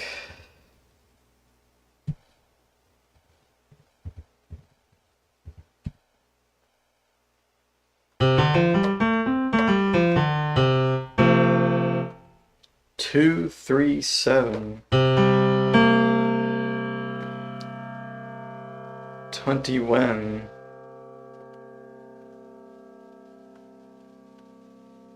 That must be this. 63. How would you get both 7 and that?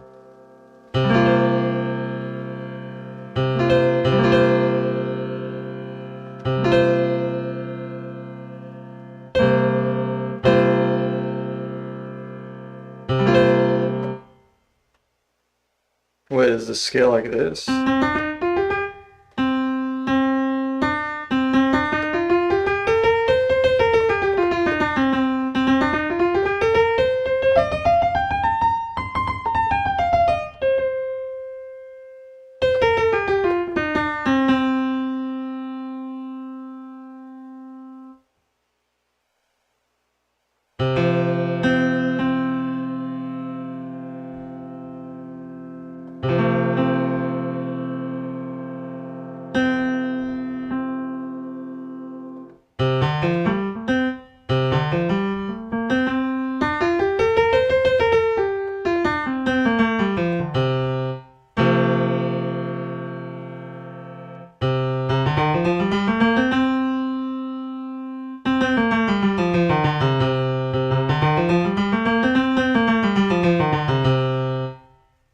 Well, that note wouldn't be.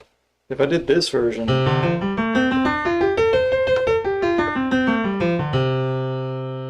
there'd be no way to get the harmonic 7th and the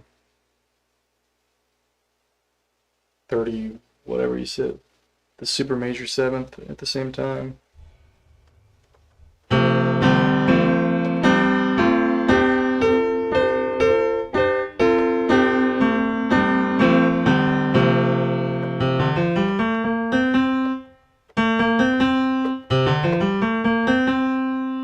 That doesn't seem like that's MOS right there. So it would have to be something like this. I mean, I don't care if it's MOS or not. I'm assuming that's what Slendrick is.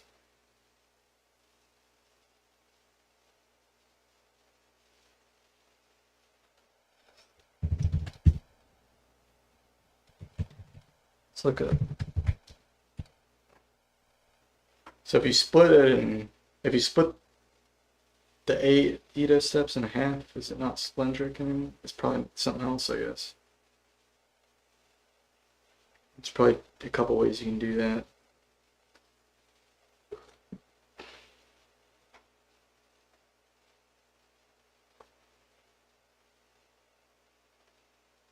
The generator says.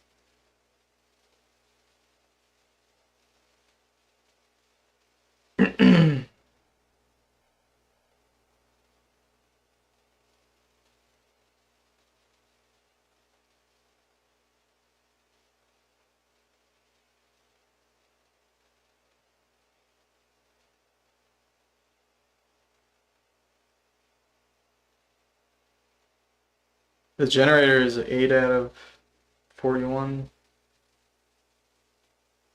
Try to find scales.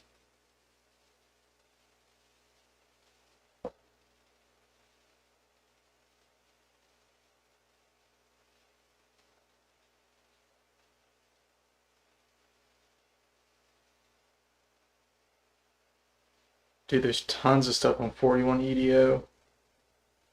Dude, 41 should have been on the tuning the year list. We'll have to add it. I'm gonna push to add it next year.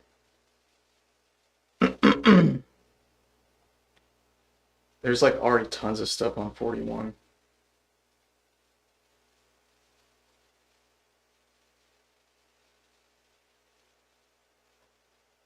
Mouse isn't meaningful if you have the whole EDO on the keyboard. I mean, it's still useful to know what the scale is.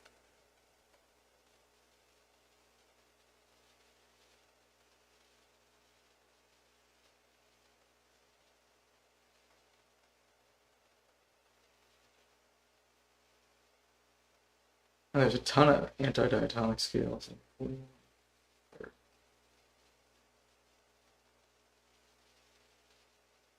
Yeah, there are.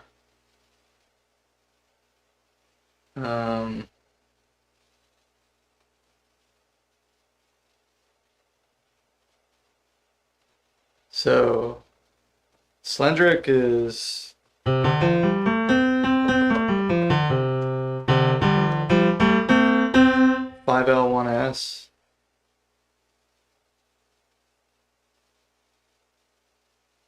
The generator should be 8.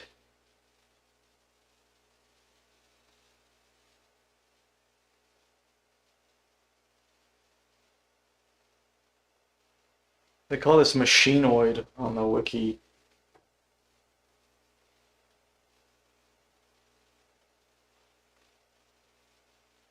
Five L6S.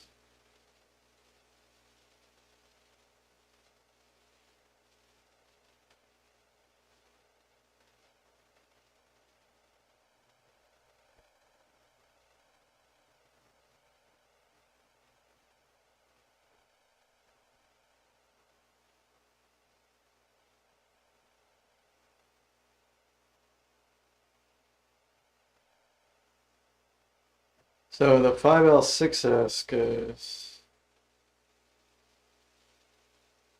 Oh no, that's something else. Oh no, it's not. Same one, 7 and 1.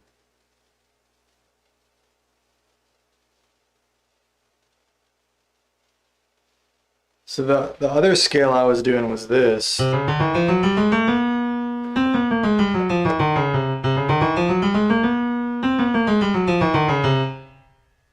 But that, the generator is 4. Not 8, but it would include 8, obviously.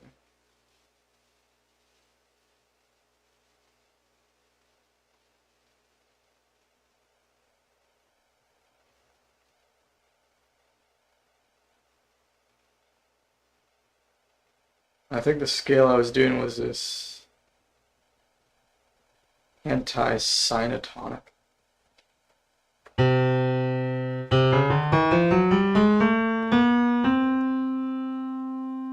Because that one's 5E, those steps. And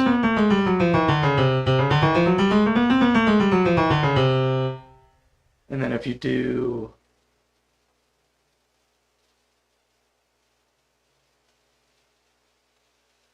no, I'm not doing that. That one's stupid. Alright, that makes sense.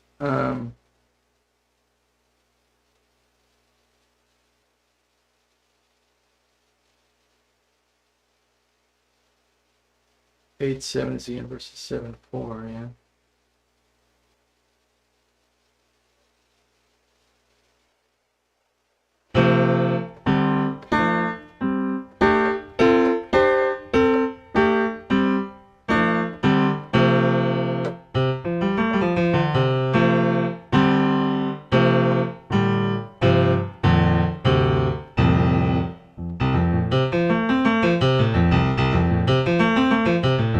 Microtonal fun facts, starring Domain as Captain Obvious. Cue the applause.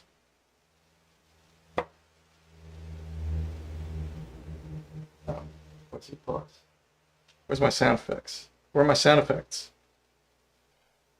Damn it.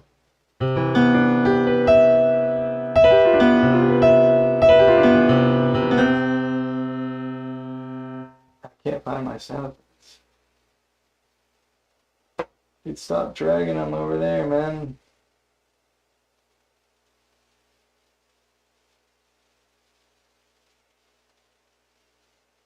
Stop auto dragging all my shit.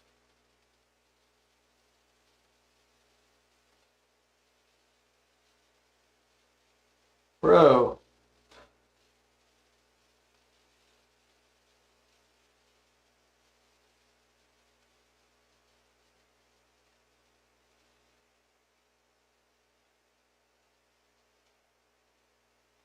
Dude, why are Macs like this, man?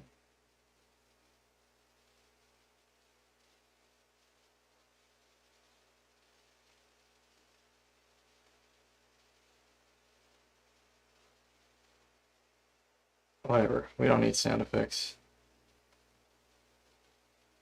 Dude, I don't understand, man. I don't even want to get into it. It's just so stupid. I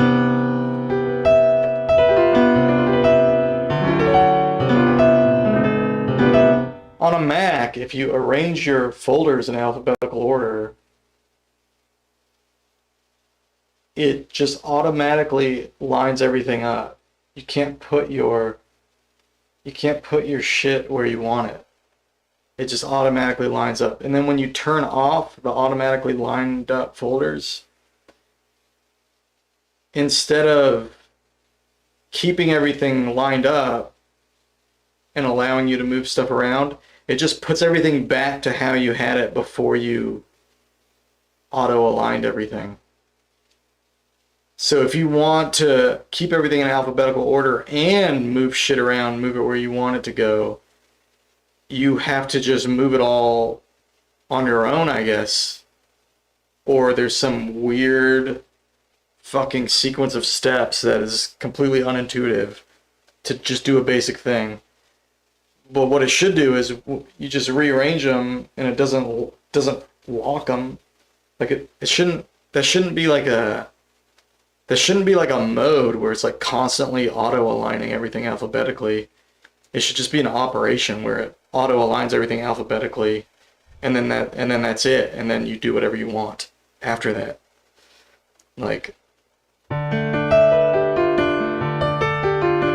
it's just so weird. Like, if you do that on a Windows, it just does what you want it to do. It just rearranges them, but you can still move stuff around after that as much as you want.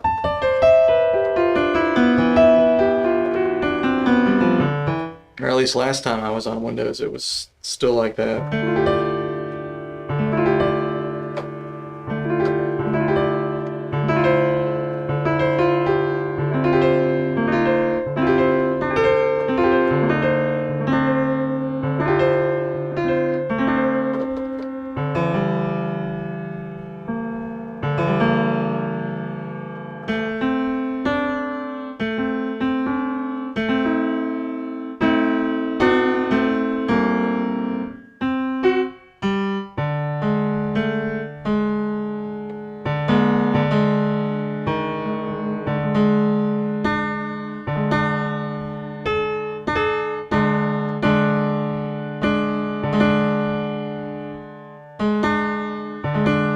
Let's try to.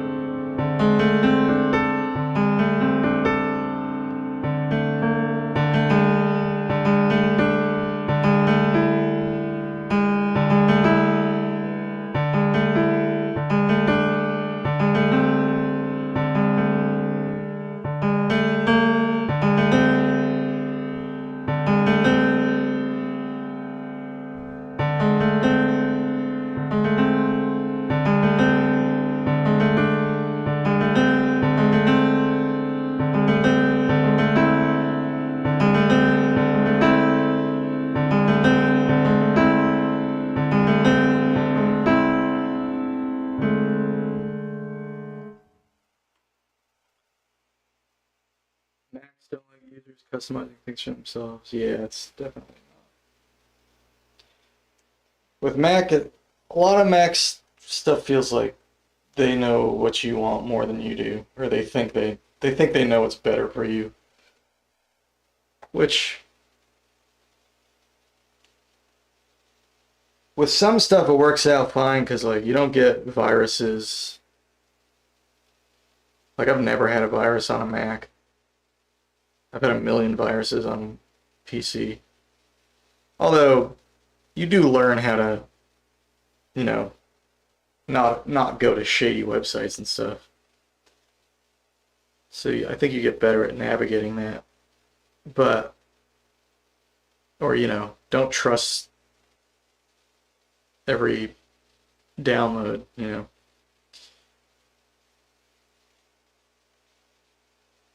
You can get like a virus scanner and stuff like that.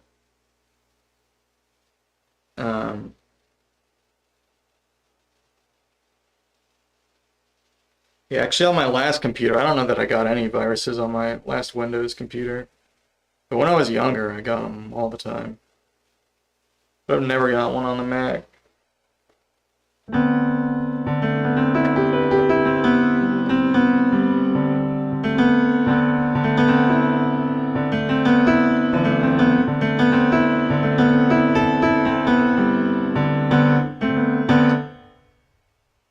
Are viruses still a thing? I don't know. Probably not.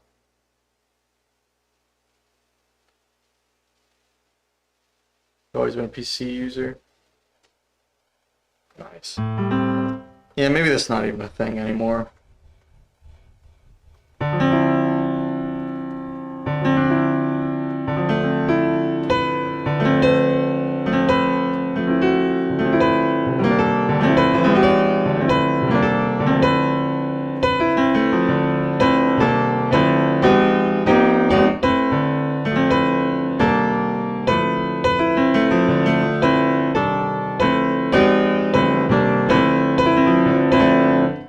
Yeah, honestly, I don't even know.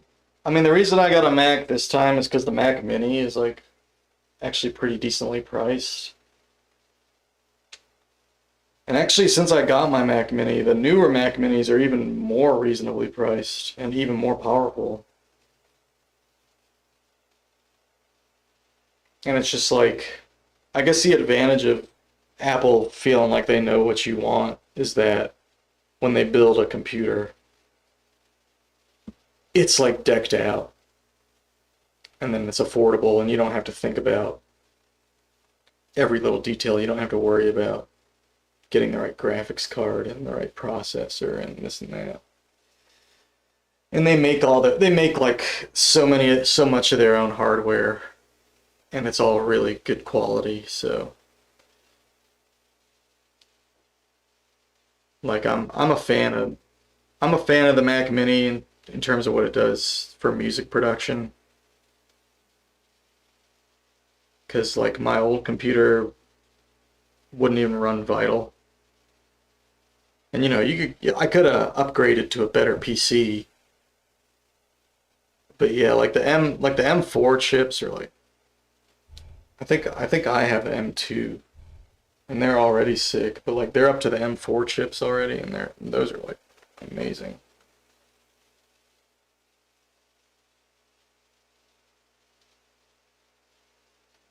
It's super cheap, so yeah,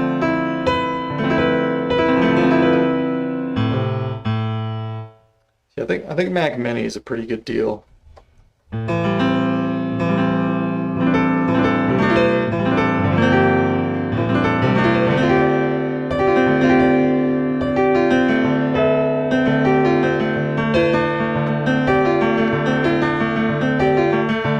And honestly, Windows gets worse and worse too. Like I don't know why, but they keep trying to be more like Macs.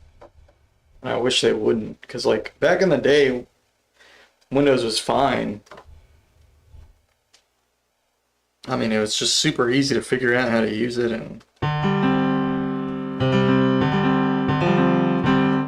but they like screwed everything up. Like they screwed up the start menu and started feeding you ads and shit when you like just do a regular search on your own computer. And like Microsoft is just, they're not that much better now. I think the user experience used to be a lot better on Microsoft, but now it's just slightly better with Microsoft. The computers are worse and ironically like more expensive now. It used to be that if you built your own PC, you could build a really nice PC for less money than you could get a decent Mac. But in the last, I don't know, 5 years, that's kind of shifted. Now that Apple has those M2 started doing those M series chips. Those things are fucking badass. So now like Mac has like really good really powerful computers. You don't even have to spend that much money on them.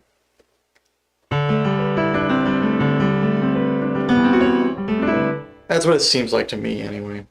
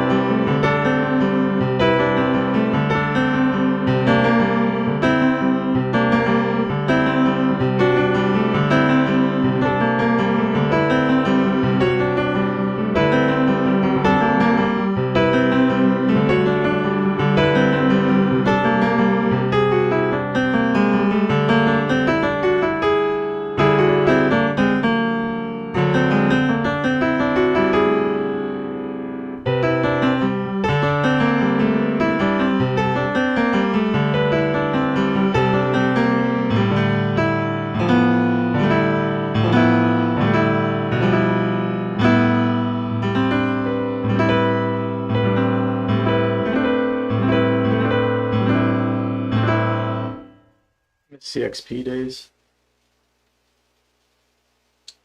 Been on a laptop for 15 years. The AI boom's inflating the price of computer parts. Oh, damn. I don't know what the hell's going on, dude. The world has gone to fucking shit, man. It's so insane. I don't know if things have genuinely gotten worse or it's just everybody as they get older, they get more and more in that mindset. Because I remember when I was young, hearing adults say similar shit and being like, dude, you watch the news too much. I don't even watch the news, man, but like, Facebook sends me bullshit. It's like all the shit going on today, it's like just absolutely insane. Like it's just, everything is so fucking creepy now.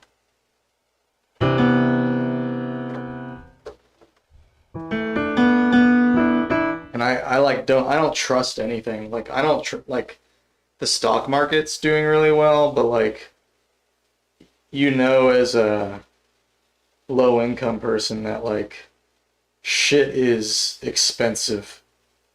Like I'm really lucky that my landlord hasn't been like jacking up my rent every year. But I literally just lucked out. Like rental prices just get worse and worse and worse every year. And now like even a lot of the people who were like benefiting from like the insane housing market, that's been starting to calm down. So like now like people selling houses aren't getting as much as they want for them, which honestly is probably good because it's all just been so hyperinflated. Like it needs to turn the other direction, but like all the stocks and everything are through the roof, but like it's not like people can actually afford more shit. Like only rich people are benefiting from what's happening in the world. And I honestly don't even trust like any of the shit happening in the stock market. Like I feel like the government is so corrupt right now that they've been like manipulating the stock market and shit, and like they're all in cahoots very openly, and it's just everything just seems so fucked up right now. And it's really hard to feel like we're not like on the brink of some kind of serious like shit like that just cannot go unchecked. It's like a law of karma or something. Like, it just doesn't, things don't just work out infinitely good all the time. And like, you can't just ignore all the people saying that it's not as good as you think it is. You know what I mean?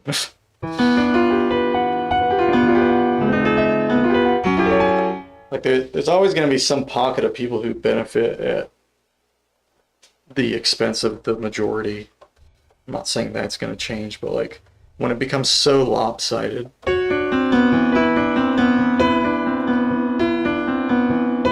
it becomes unsustainable.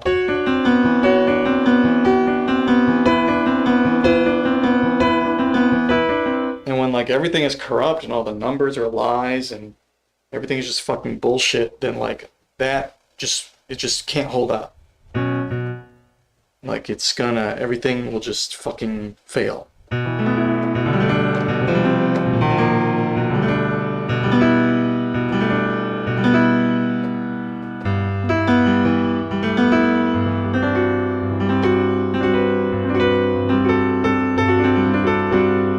Yeah, it does seem like, it feels like the world is gonna explode very soon.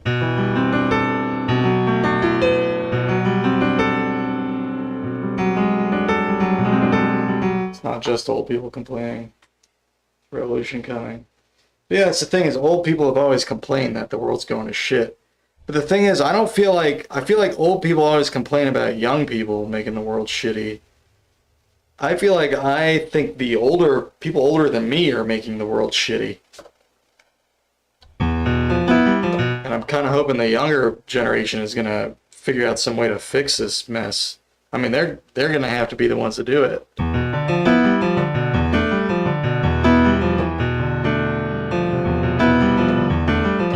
I mean, I don't know what the hell to do.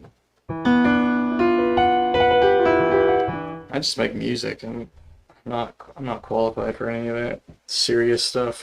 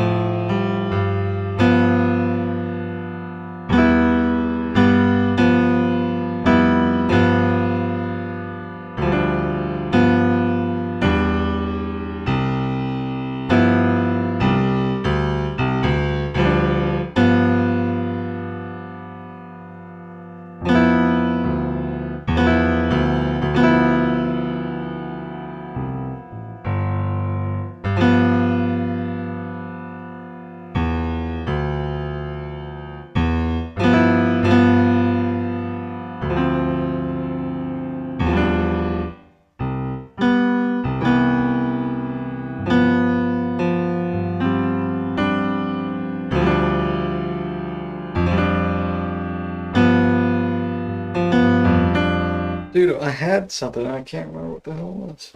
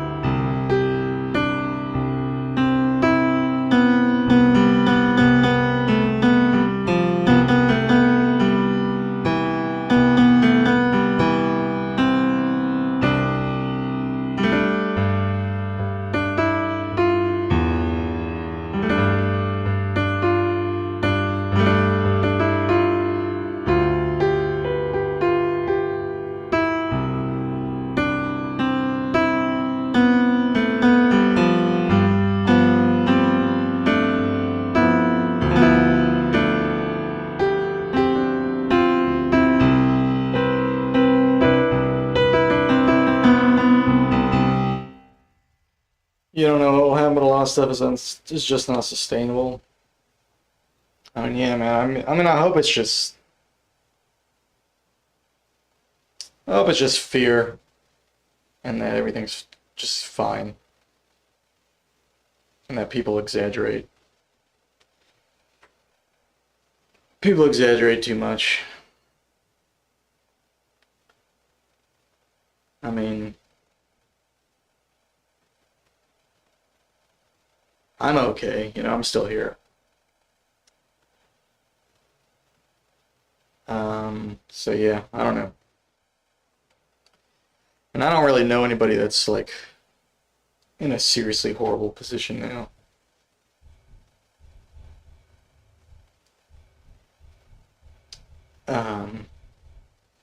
And the ones who are, it has more to do with what they've done. It's more to do with their personal decisions than anything else, I think.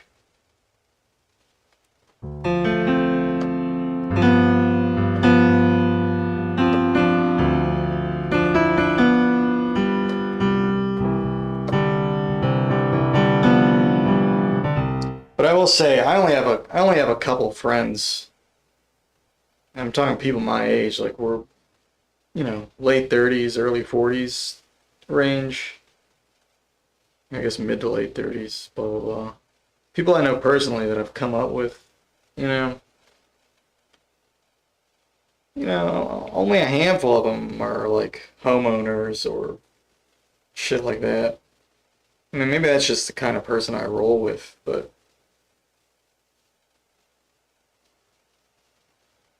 because I don't know. I think like my sister, for instance, she probably all her friends own a house. But I don't know. When you hang out with artists and creative people, none of them ever have money anyway. It's kind of just normal.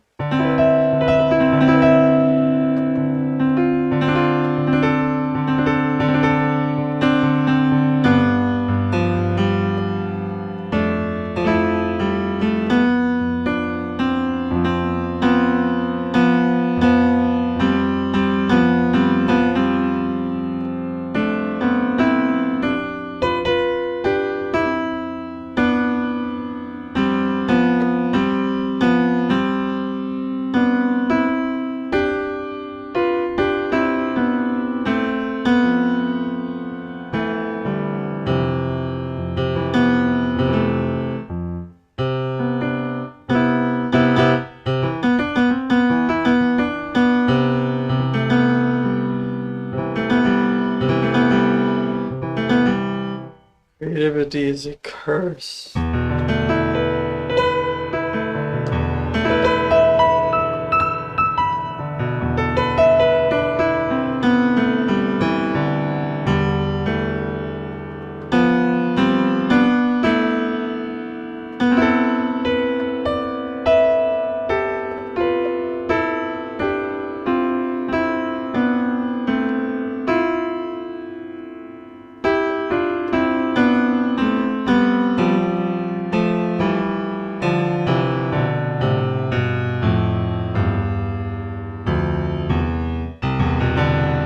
This is a lot like this layout.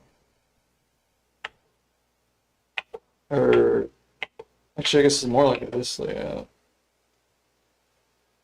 It's a lot like the 31 layout.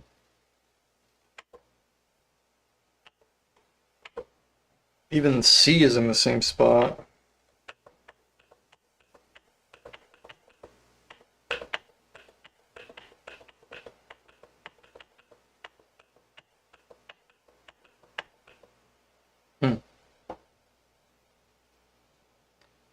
But I think the 31 layout's a little easier because it's just fewer notes.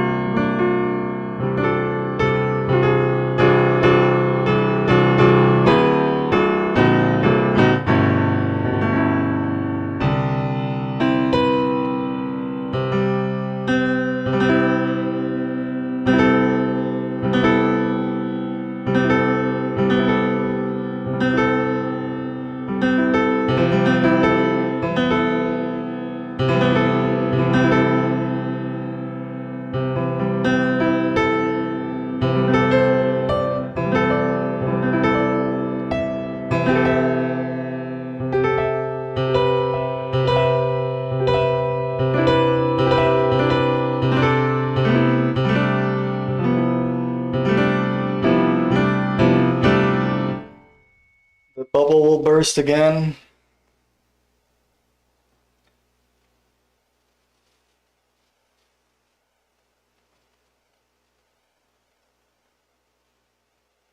Yeah.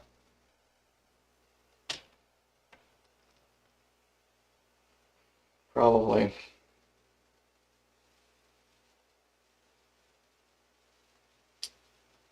But who knows what's going to happen.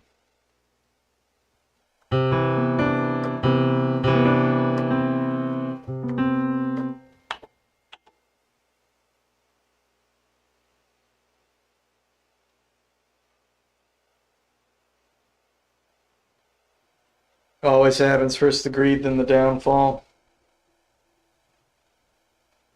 I mean, the last time any kind of bubble burst happened in my lifetime that I'm aware of, really, is I was very young. It was the whole, like, .com bubble. And all that bullshit with Enron and all that. But, you know, I was like a teenager and a kid. I wasn't even really paying that much attention to anything.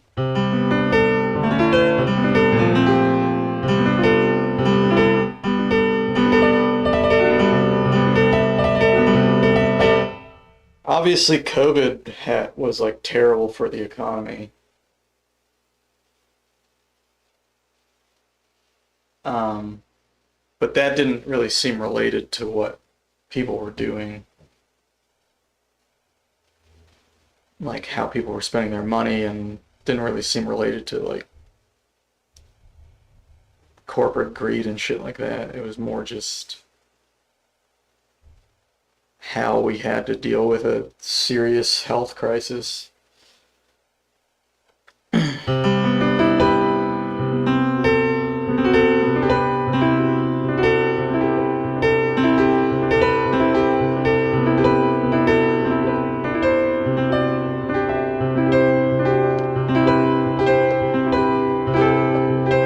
But the way that people responded to that was just like insanely greedy. I mean, there's just no other way to put it. Like, the whole thing that's happened with rent prices especially, is just absolutely insane. Like, it should be illegal.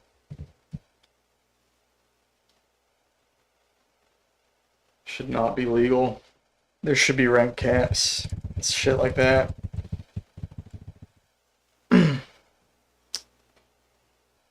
Because the thing is like in where I live in Atlanta,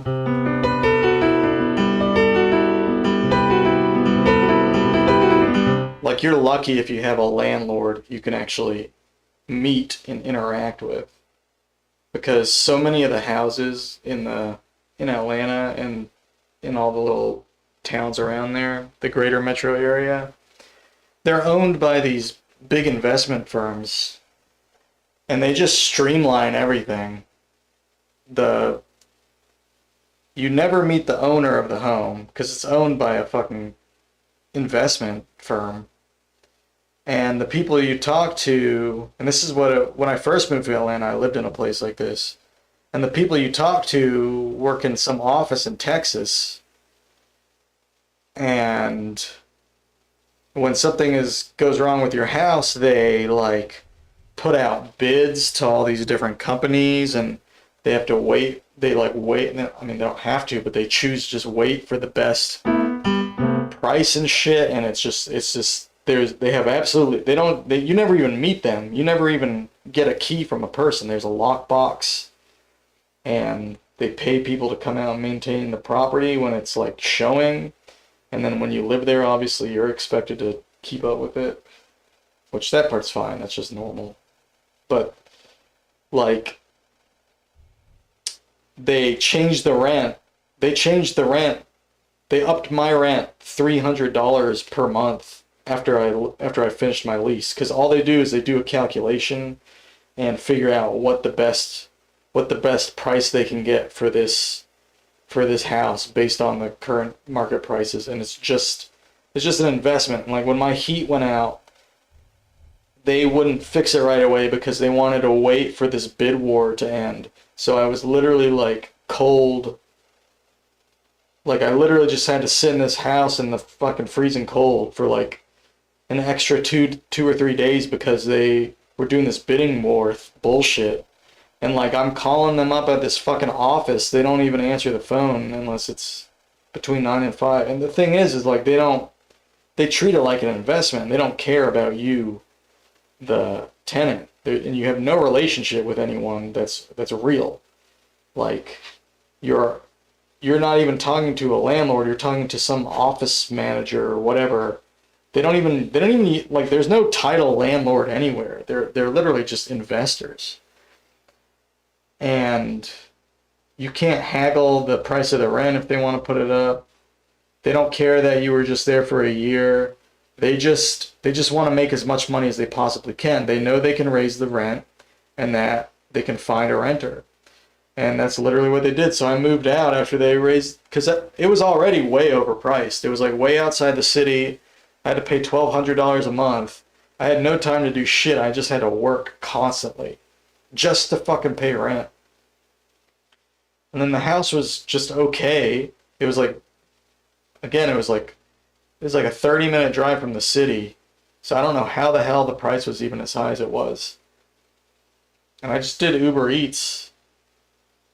And yeah, I mean, that whole thing was just insane. And I lucked out that I knew a guy that knew a guy that needed a roommate. And I've been in this spot for like, I think over 5 years now. And the guy's only raised the rent one time, and like, not even by that much. And like, it's actually reasonably priced. And it's not a nice spot or anything. Like, it fucking smells, and there's roaches and shit all over the place. And I mean, you know, I've sealed off all the cracks and shit in the house because the bugs are so bad. Like, it's not a nice spot or anything, but it's a fucking spot, and it does what I need it to do, you know. And the landlord's not an asshole. He doesn't like price us out or anything. And if something's broken, he'll actually come over and fix it himself. Or he'll get some guy that he gets to, you know, it's like some guy he knows. I mean, it's just more of a fucking, you know, I feel like if I needed something from my landlord, I could actually ask him for it and I wouldn't have to worry about the repercussions. And I'm not really like scared of like, surprise, you gotta move out. Like, we're selling the house. Like, it's possible he'll sell the property, but I doubt he would like spring that on us. Like, he doesn't seem like that kind of a guy, you know. And I mean, and I'm actually in the city limits. I mean, he could charge way more than he does for rent, and he just doesn't. So.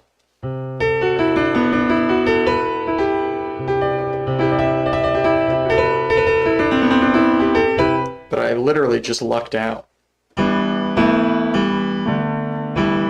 Like, before I found this spot, it was just like, I was looking at rent prices and shit, and it probably would have been the thing. And I know a lot of people who've done this too, that are in the city where they have to move like constantly, or they have to find new roommates constantly, or it's like they can't just find a spot and chill for a few years because everybody is so fucking hungry to make as much money as they possibly can that they get priced out of their house or whatever. Or shit just goes wrong with where they're staying.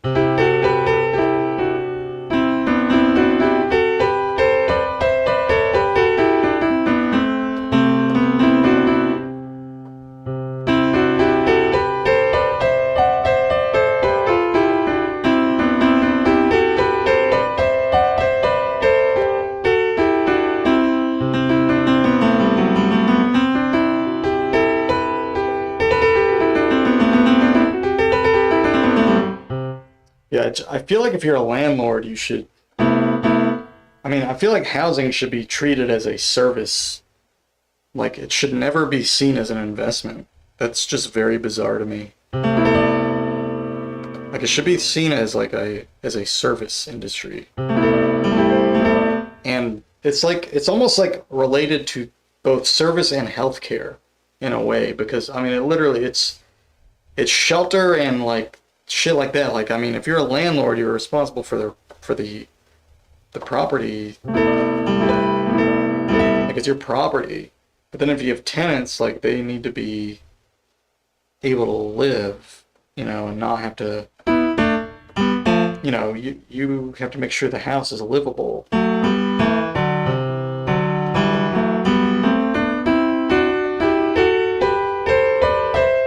And people just, you know, more and more owning home ownership is about having an investment. Like, it should not, that should not be how people think about that.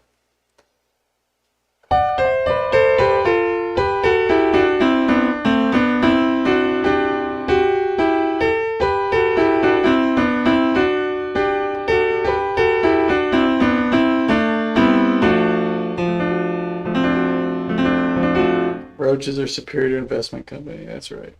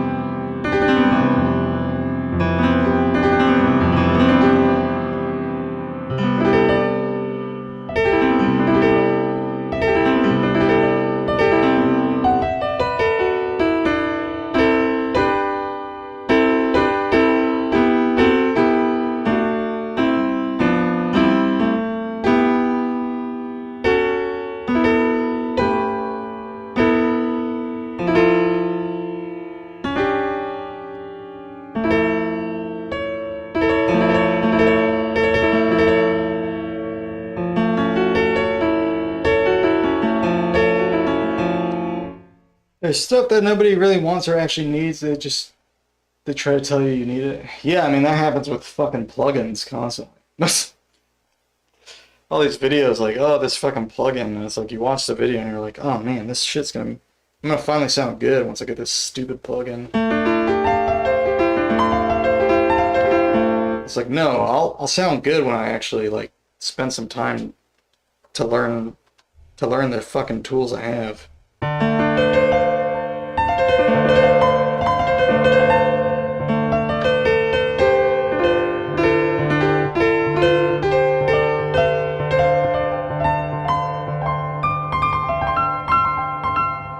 You don't need it. You can buy a million plugins, but if you don't know how to use any of them, it's just a waste of money.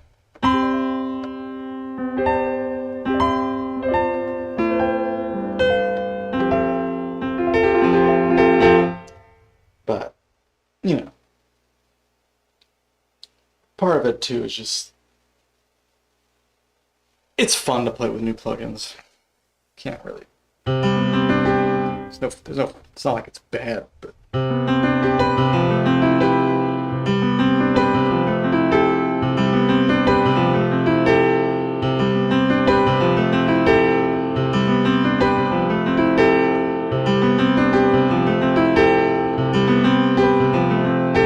Too many tools is a form of procrastination. Yeah, I think so.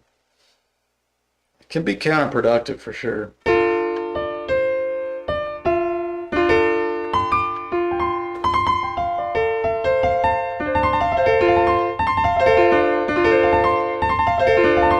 it's can be so fun when you like Zebra. I love Zebra so much, and I just love sitting there and messing around with it. And just that feeling of like a new awesome synth is just like, you know, it's so awesome. You know what I mean? So I can't really like fault people for seeking that out.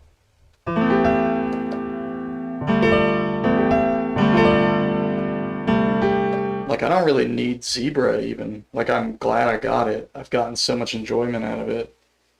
And I've learned so much just about synthesis just from Zebra because I like it so much. I've taken learning it a lot more seriously than any other synth I've used. So I think it's been productive in a lot of ways that kind of justifies the expenditure. I mean, I didn't even have to pay for it technically because it's still in public beta, but I did go ahead and buy the license, and because I know I will once it's for sale, so I might as well get it at the cheaper price. But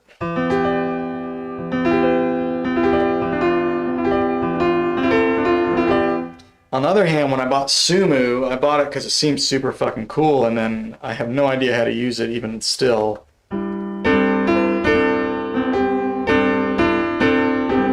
I don't know that I've learned anything from using it.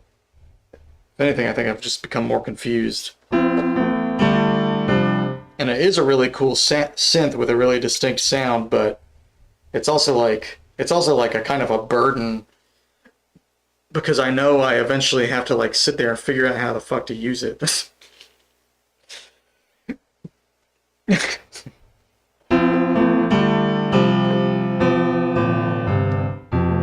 I'm very scared of it.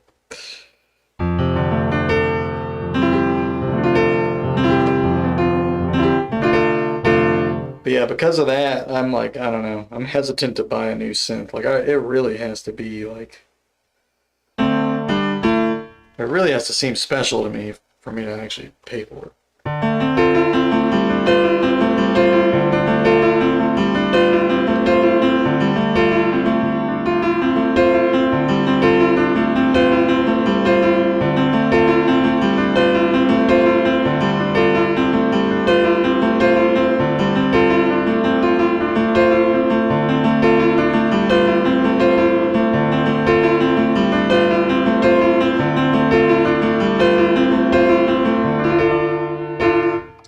You hang out synth places, most people don't finish anything.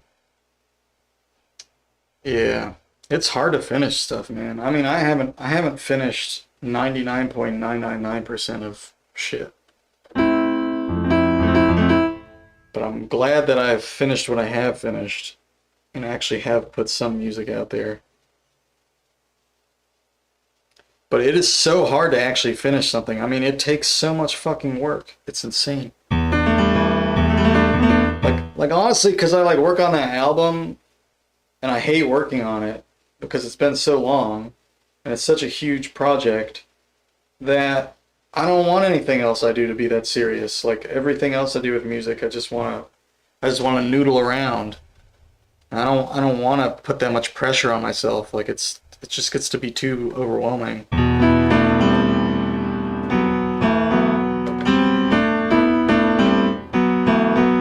But yeah, like new tunings are also like, it's the same thing.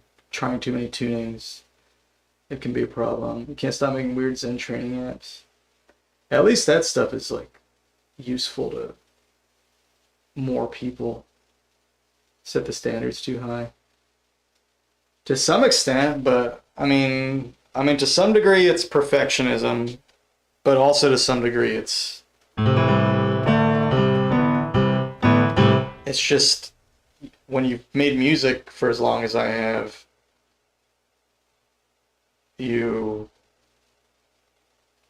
don't know, you just learn so many things and eventually it becomes such a fucking thing.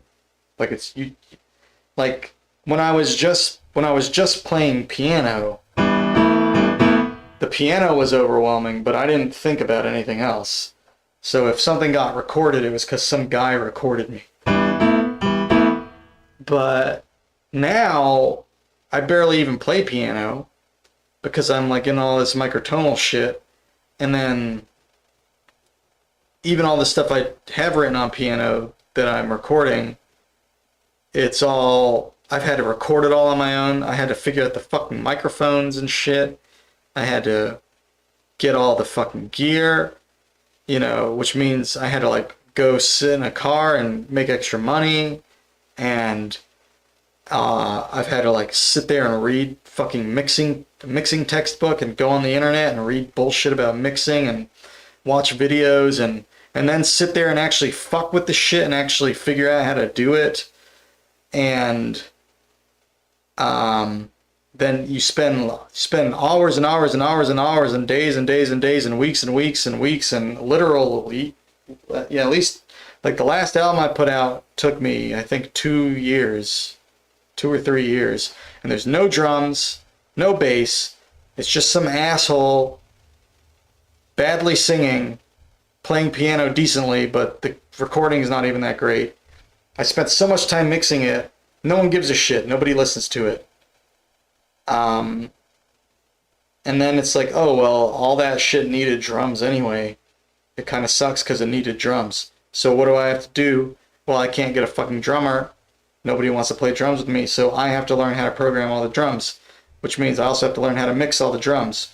And I also have to write all the bass parts, and I also have to do this and that. And then it's like, well, it kind of could use this other shit too. So then you're fucking arranging everything, and then you're mixing this whole fucking stupid thing. You still suck at singing because you can't even really practice at singing because you've had to learn all this other fucking shit too.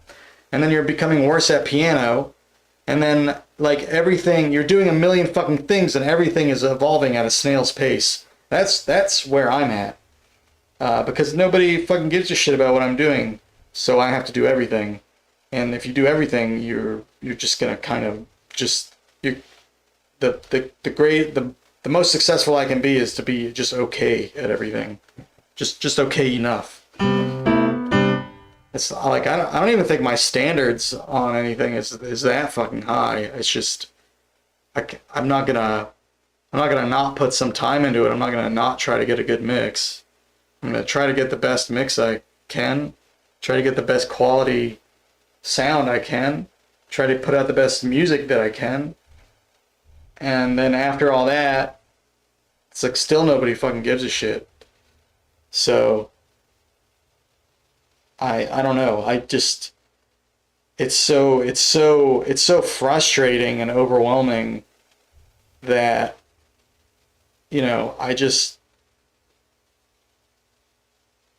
when I'm not working on a serious project, I don't even want to think that hard about it, you know? I just want it to be very chill.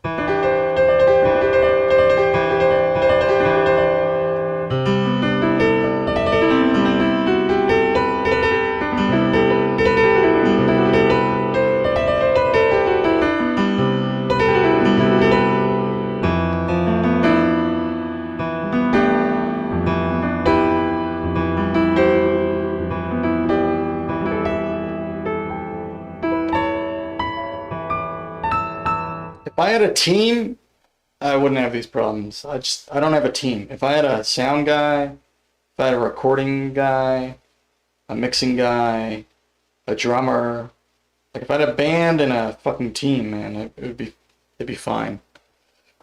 But I don't. So everything sucks.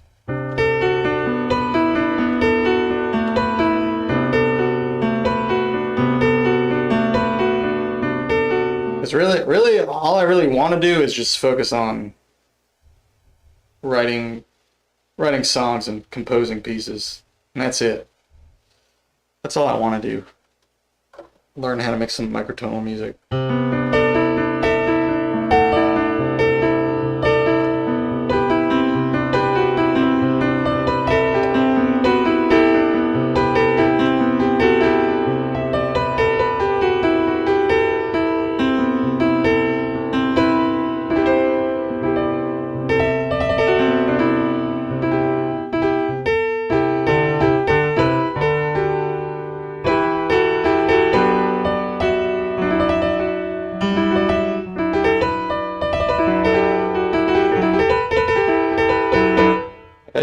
I used to just do nothing but practice piano and write songs and fuck around on the drums and shit like that.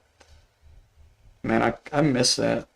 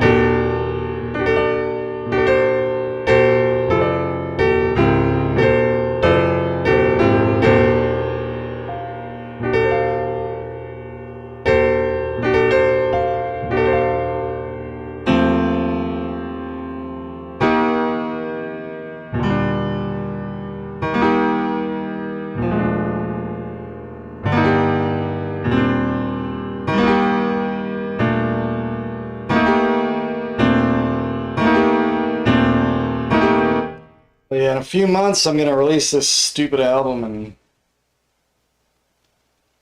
it's gonna be such a huge fucking relief, man.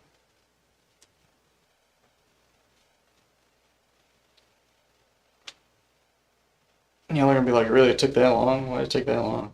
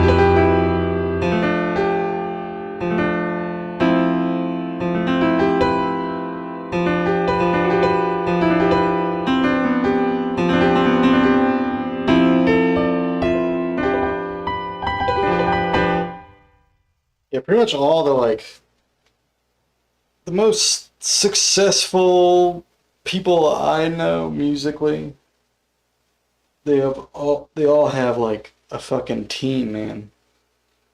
They either have a band or they're in cahoots with some recording engineer, like they have access to some studio.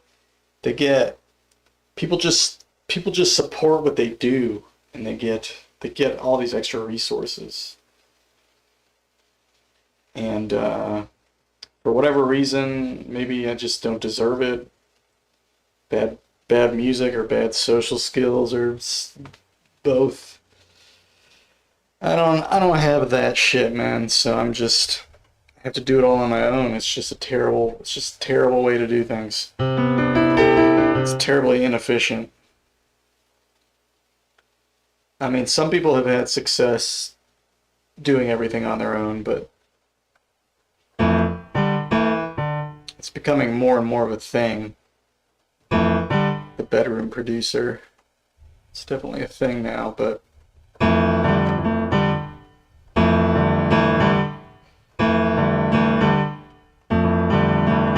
for me, it doesn't really feel like a choice. It's like if I want to get anything done, I have to do it all myself.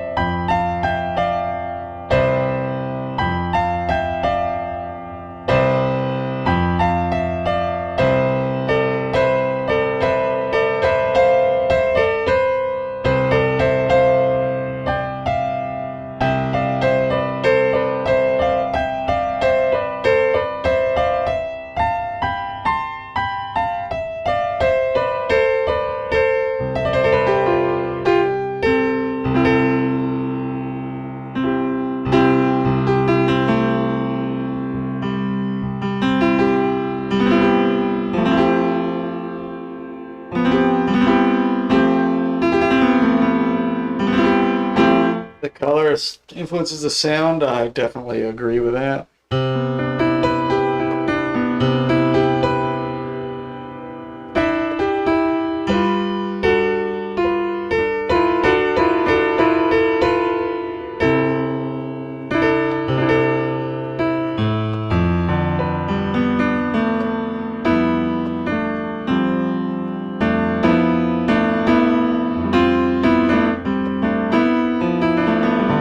I've thought about changing these colors because these are, compared to my other layouts, these ones are very like cool. I guess this one is too though. But compared to like this, like 27 and 22 are really similar, but the colors don't really look that similar. I always feel like the 27 stuff feels warmer, which maybe it is.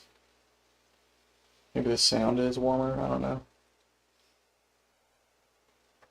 But the 22 Ito colors I got from my linnstrument layout. So I don't want to change them. I just want to keep it consistent with the linnstrument. Because I still like to play 22 on the linnstrument. The linnstrument, you can't really... Linnstrument, you have like certain number of colors that you get to choose from. You don't get to just say whatever color like you can on the lumatone.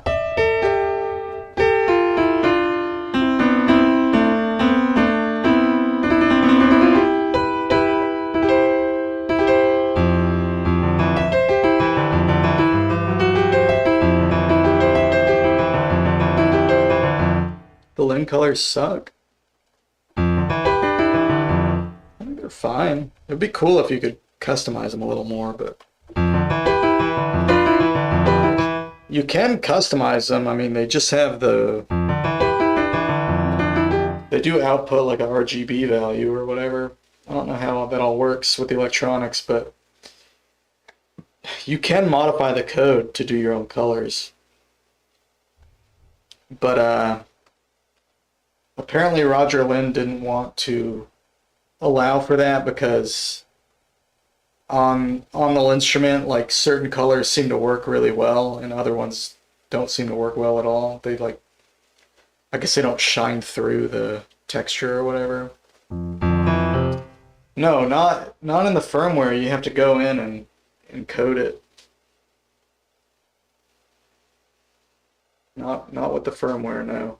But if you it's open source, so you can go in and tweak it.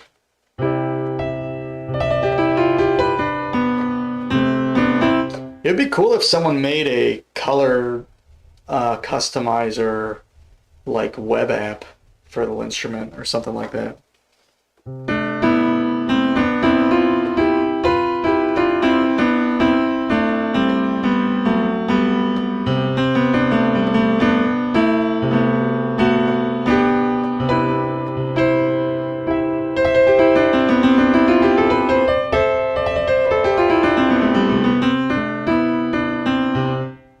And Kite told me he did not want to add that because the colors are too inconsistent.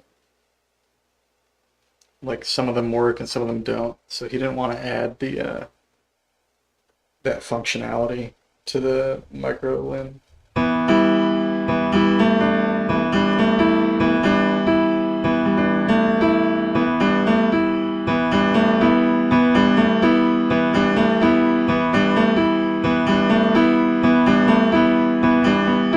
Oh, you have to change the firmware to even do any of that, I see.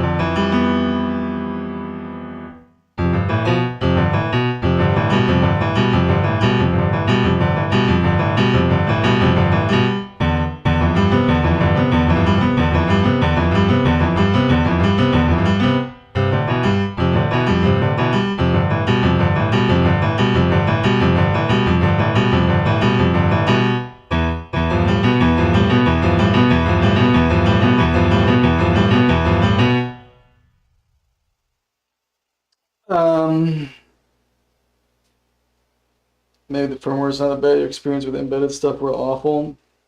You're getting JI pill. Figuring out 37 coming with a JI RTT lens. RTT pilled. Dude, we're all RTT pilled. Some of us just don't want to admit it.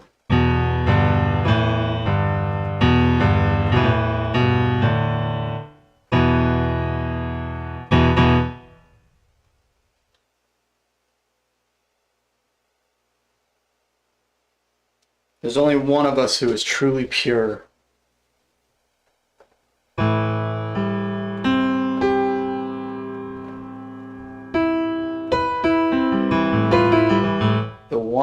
The one beacon of hope, the one remnant of the old tradition.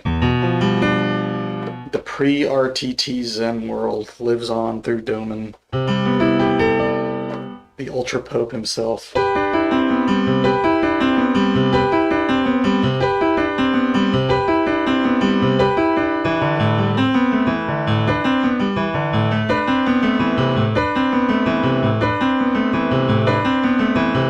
But the rest of us have been soiled.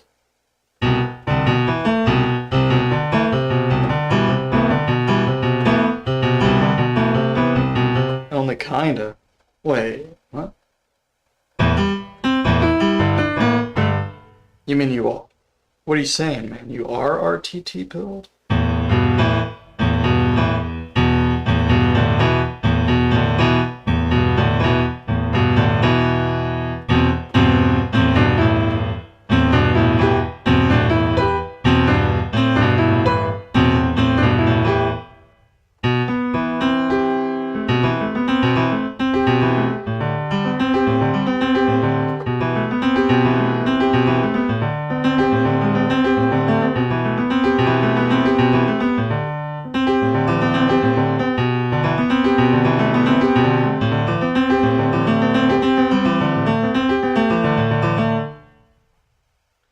RTT is only kind of JI. It has a very narrow view of JI.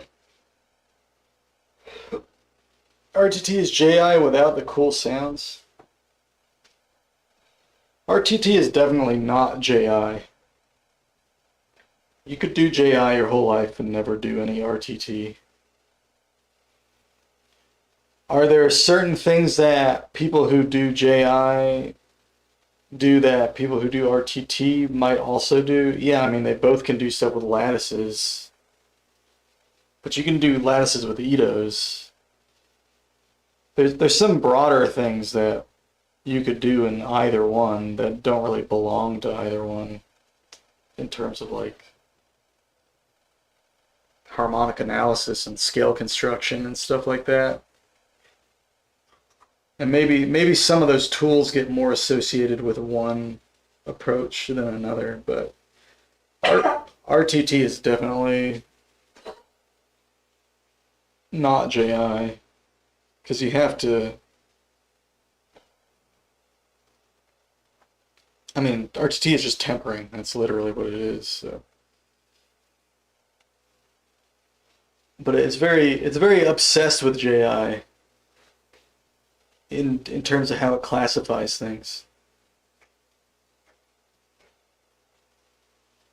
I think it's appealing to a lot of people who would like a transposable JI.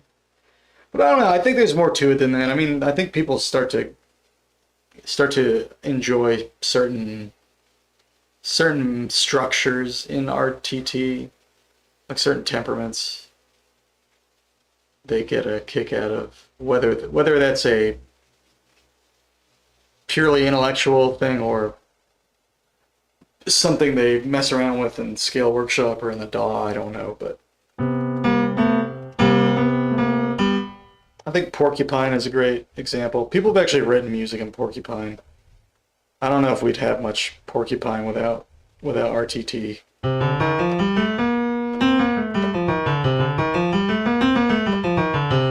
Could we have come up with that scale without RTT? Yes, definitely.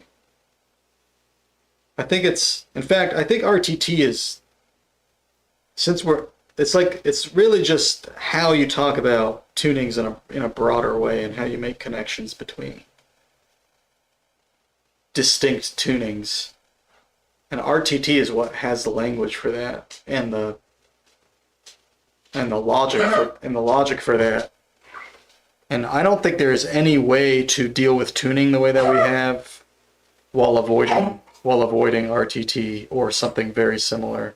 Like those kinds of thought processes are an inevitable consequence of the type of stuff that we're doing. Like just thinking about tuning in a really broad way.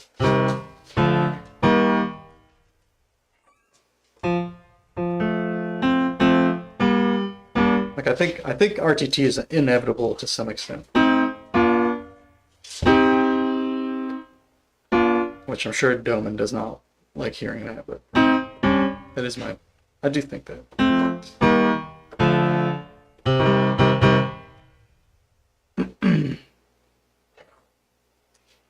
People writing on Wiki have very little GI skill knowledge. GI intervals are just labels, yes. Free transposability is not from RTT. Free transposability comes from EDAs. RTT only talks about a subset of tunings.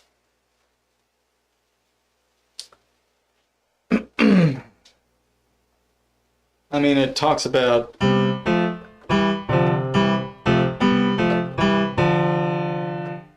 tunings. I don't know. Talks about tunings, man. I don't know what you want. Not necessarily, they only talk about a subset of tunings. I mean, you literally can't talk about every single tuning. I mean, there are infinite tunings.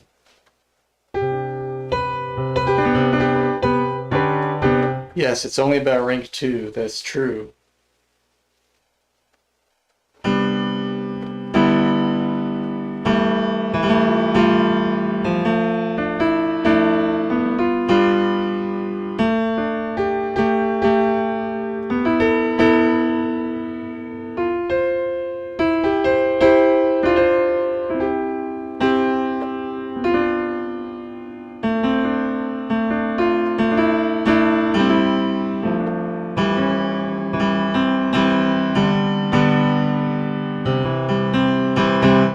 But rank 2 is just really useful to think about.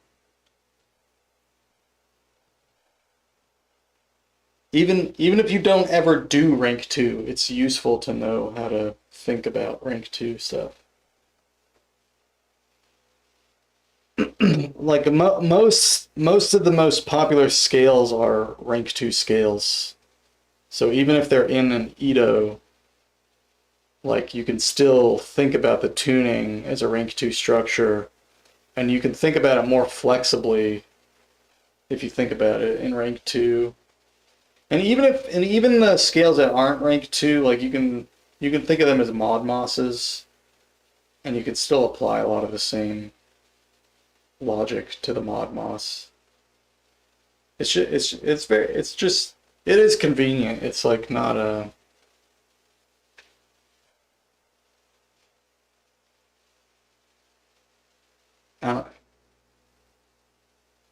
now I like rank 3 scales for the most part, but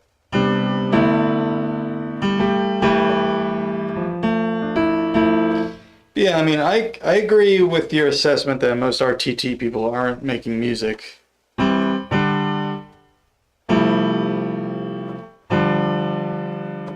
But I also think a lot of people who are making music, even if they're not into RTT specifically, they're still like learning about microtonality through a post-RTT lens. Like it's, I think just the meta of how we think about tuning has improved thanks to RTT.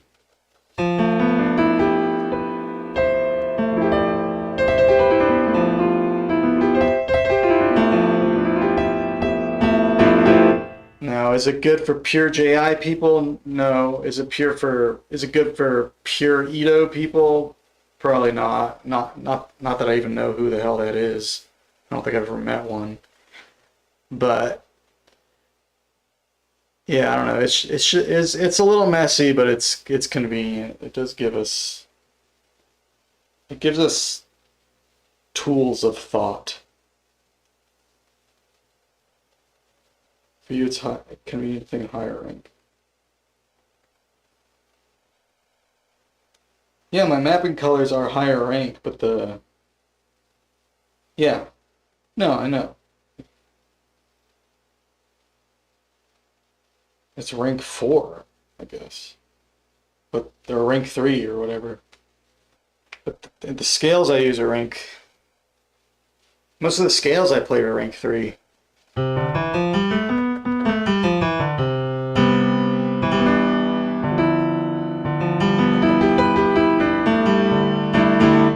The microtonal ones, anyway.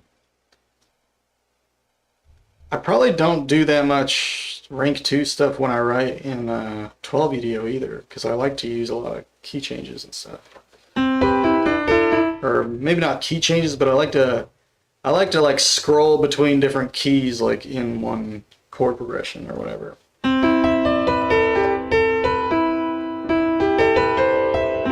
That's just my style. Like rank 2 is good enough for like probably most people.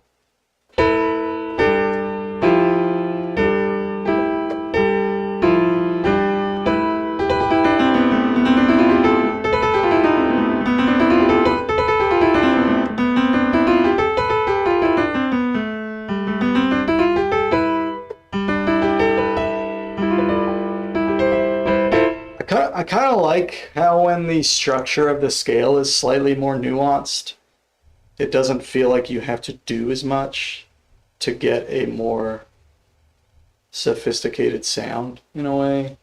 Like I really like doing simple shit, but I kind of don't always like a simple sound. So you can kind of cheat microtonally by doing like playing a nice tone instead of a Moss diatonic, because you just get a more, you get a slightly more layered sound just by default. So even if all your chords are really vanilla, it's still got that just that little tinge of extra sophistication.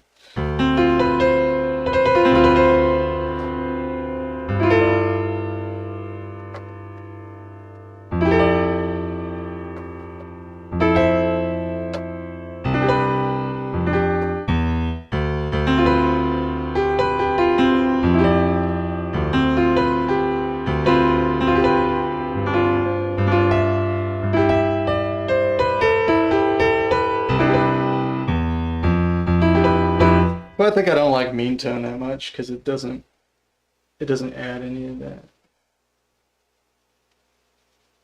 Rank 2 is too weak a conceptualization in Big Edo.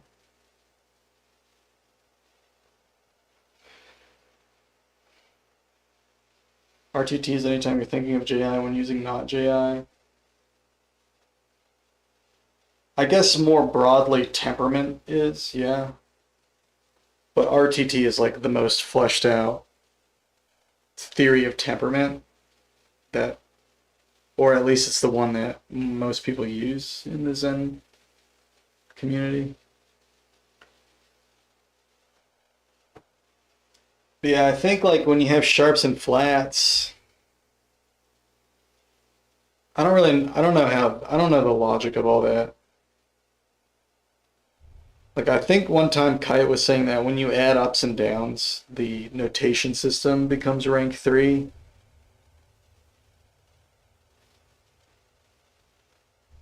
But that means that like sharps and flats are on one plane and then the letters are on another plane. So like any given like note name has like 3 modifiers. It has like 3 like bits of information. Like it has the letter, it has the symbol or lack of symbol, and it has the up or down or lack of that. So if you have just a letter, on the letter sphere, it's the letter, and it always has to have that. And then it's either natural, sharp, or flat. Natural doesn't have to be specified. That's a default, but it still is a condition. And then in some cases it does need to be specified, but that would be the second, I guess, tier of it. And then the third tier would be up and down.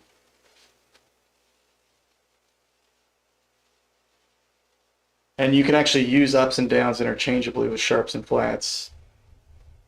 So 22 you can write completely rank 2 using sharps, flats, double sharps, and double flats.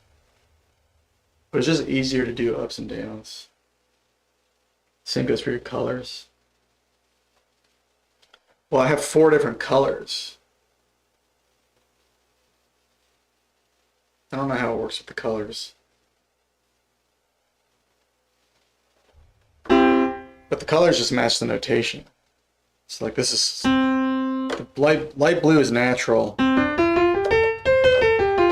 And then yellows are flats, but they're also ups. So this is like D flat, but it's also up C. And then blues are up flats and down sharps, but they're also double sharps and double flats. Yeah, the colors represent the accidentals, yes. Yeah. But because there's inharmonicity, I don't know how that all... I don't know if 4 colors means it's rank 4 or what. I don't know what that means. Because the colors don't change depending on how you're thinking about it. The colors are always the same. Like you can think about this note in 2 different ways, at least. You can think of it as up C or as D flat. And then this can be down C sharp or up D flat. This can be down E or D sharp. But this can also be B sharp. And this can also be E double flat.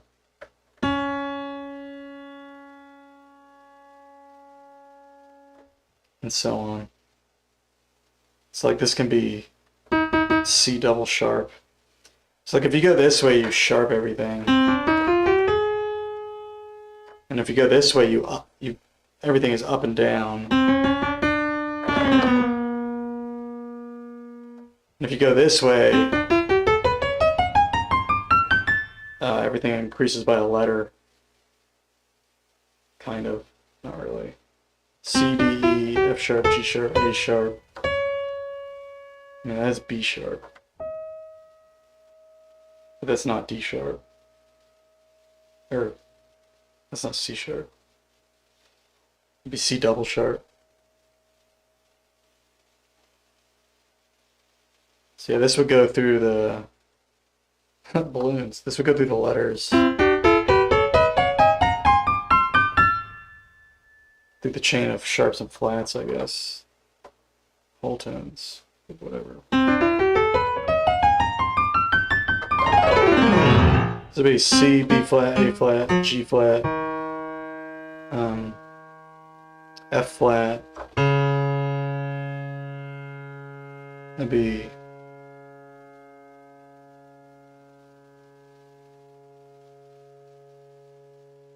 E double flat, D double flat, C double flat, B triple, no.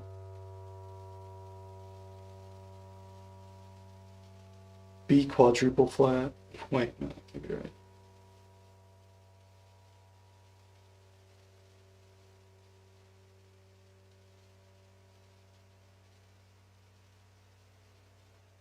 B quadruple flat. That's weird. That's C double flat.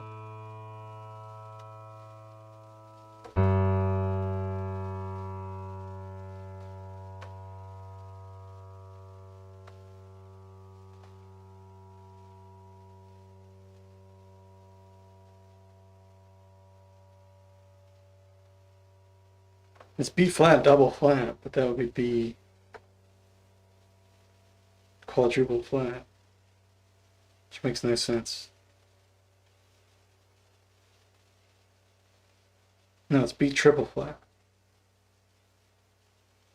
B triple flat. Okay, that's what. I don't know why I got confused about it.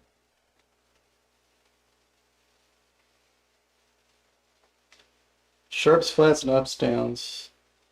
But you can think of it either purely in sharps and flats or purely in ups and downs. The ups and downs and the sharps and the flats do the same thing, but they just kind of work differently. And you can use them in conjunction with each other. Because sharp is 3 ups and flat is 3 downs.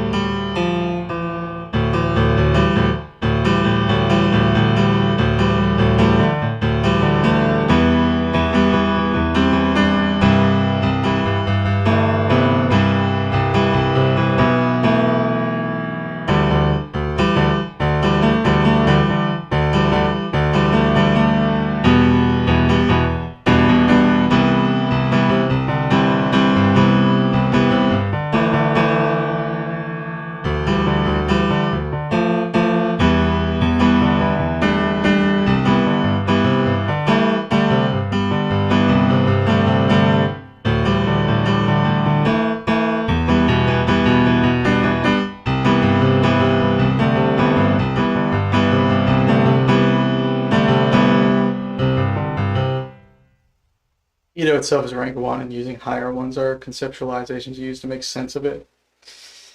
Yes, that makes sense.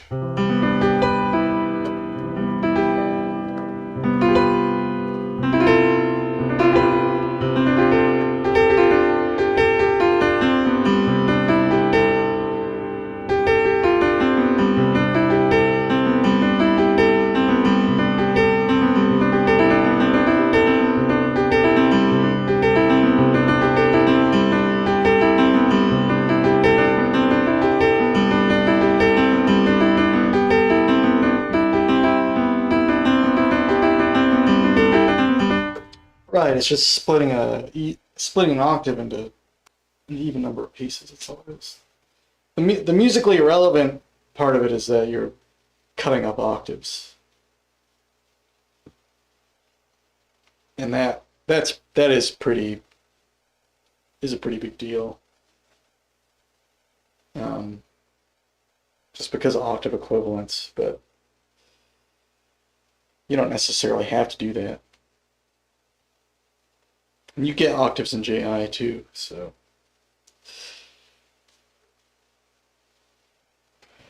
But yeah.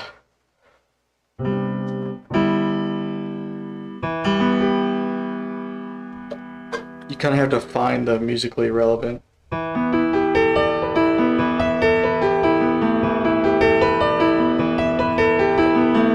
You have to find the musical sounds in those Itos for sure.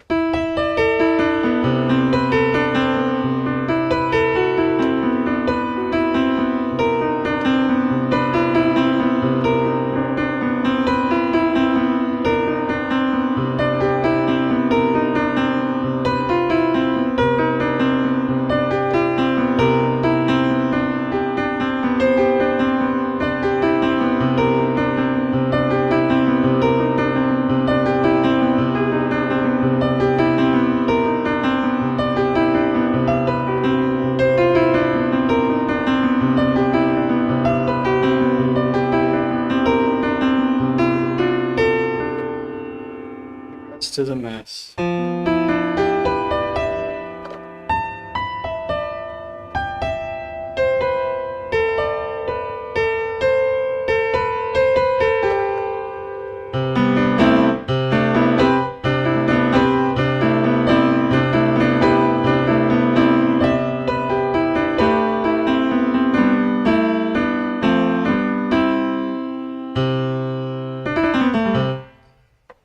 Alright, I know I've been super loopy tonight, not very focused, but I'm gonna call it there. Been really tired today. I'll be back tomorrow, and when we come back, we will have the microtonal open jam. Open jam will be tomorrow. So yeah, come hang out, come check it out. A week from tomorrow, we're doing the Paleac interview. And if you guys are on the XenHarmonic Alliance Discord and you haven't checked out the announcements, we are doing voting for the tuning of the year and the weird tuning of the year. So go vote for that if you haven't. Okay. People think Itos are simpler, but they actually aren't. Only simple part is transposing. Yeah, I mean, I see what you mean. I think that is a matter of opinion, though. Because to me, JI is... I mean, to me, it's almost better to just start with something arbitrary and to make sense of it. To me, that feels more, just more normal. Because if you're starting from the position of, I know what the notes need to be, I mean, to me, that's more of a question. Like, how do you know what the notes even need to be to begin with? So I think there's a lot of conveniences that come from EDOs.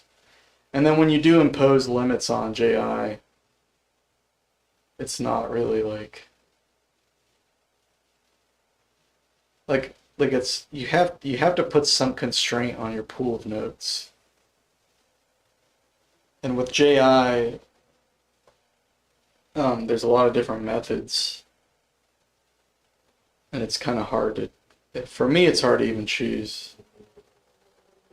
So with an Edo, you know how many notes you have, and then it's a question of like, well, what kind of musical scales and chords and stuff are in there, and you can kind of figure that out. And you can figure out pretty quickly if it has some of the basic stuff that you want. And if it has enough basic stuff that you want, then it's likely that you can find a musical context for the stuff that's a little less obviously musical. And I think that's kind of how music is made for the most part. Like, we've never really had a whole lot of pure tuning. We've kind of just had the sounds we've had from the working within the limitations that we have, which are various. They're not all technological. But you know, people just make music out of the sounds that they have, you know. So narrowing it down is definitely helpful. And yeah, you know, you were saying earlier, like technology or like new tools, you end up procrastinating. Same with tuning. It's like just pick a fucking tuning already, you know. I haven't learned how to do that yet. I keep going back to some of the same ones a bunch though, so that's the best I can do right now. Like, I keep going back to 22. At least I've done that. I've been pretty consistent with 22.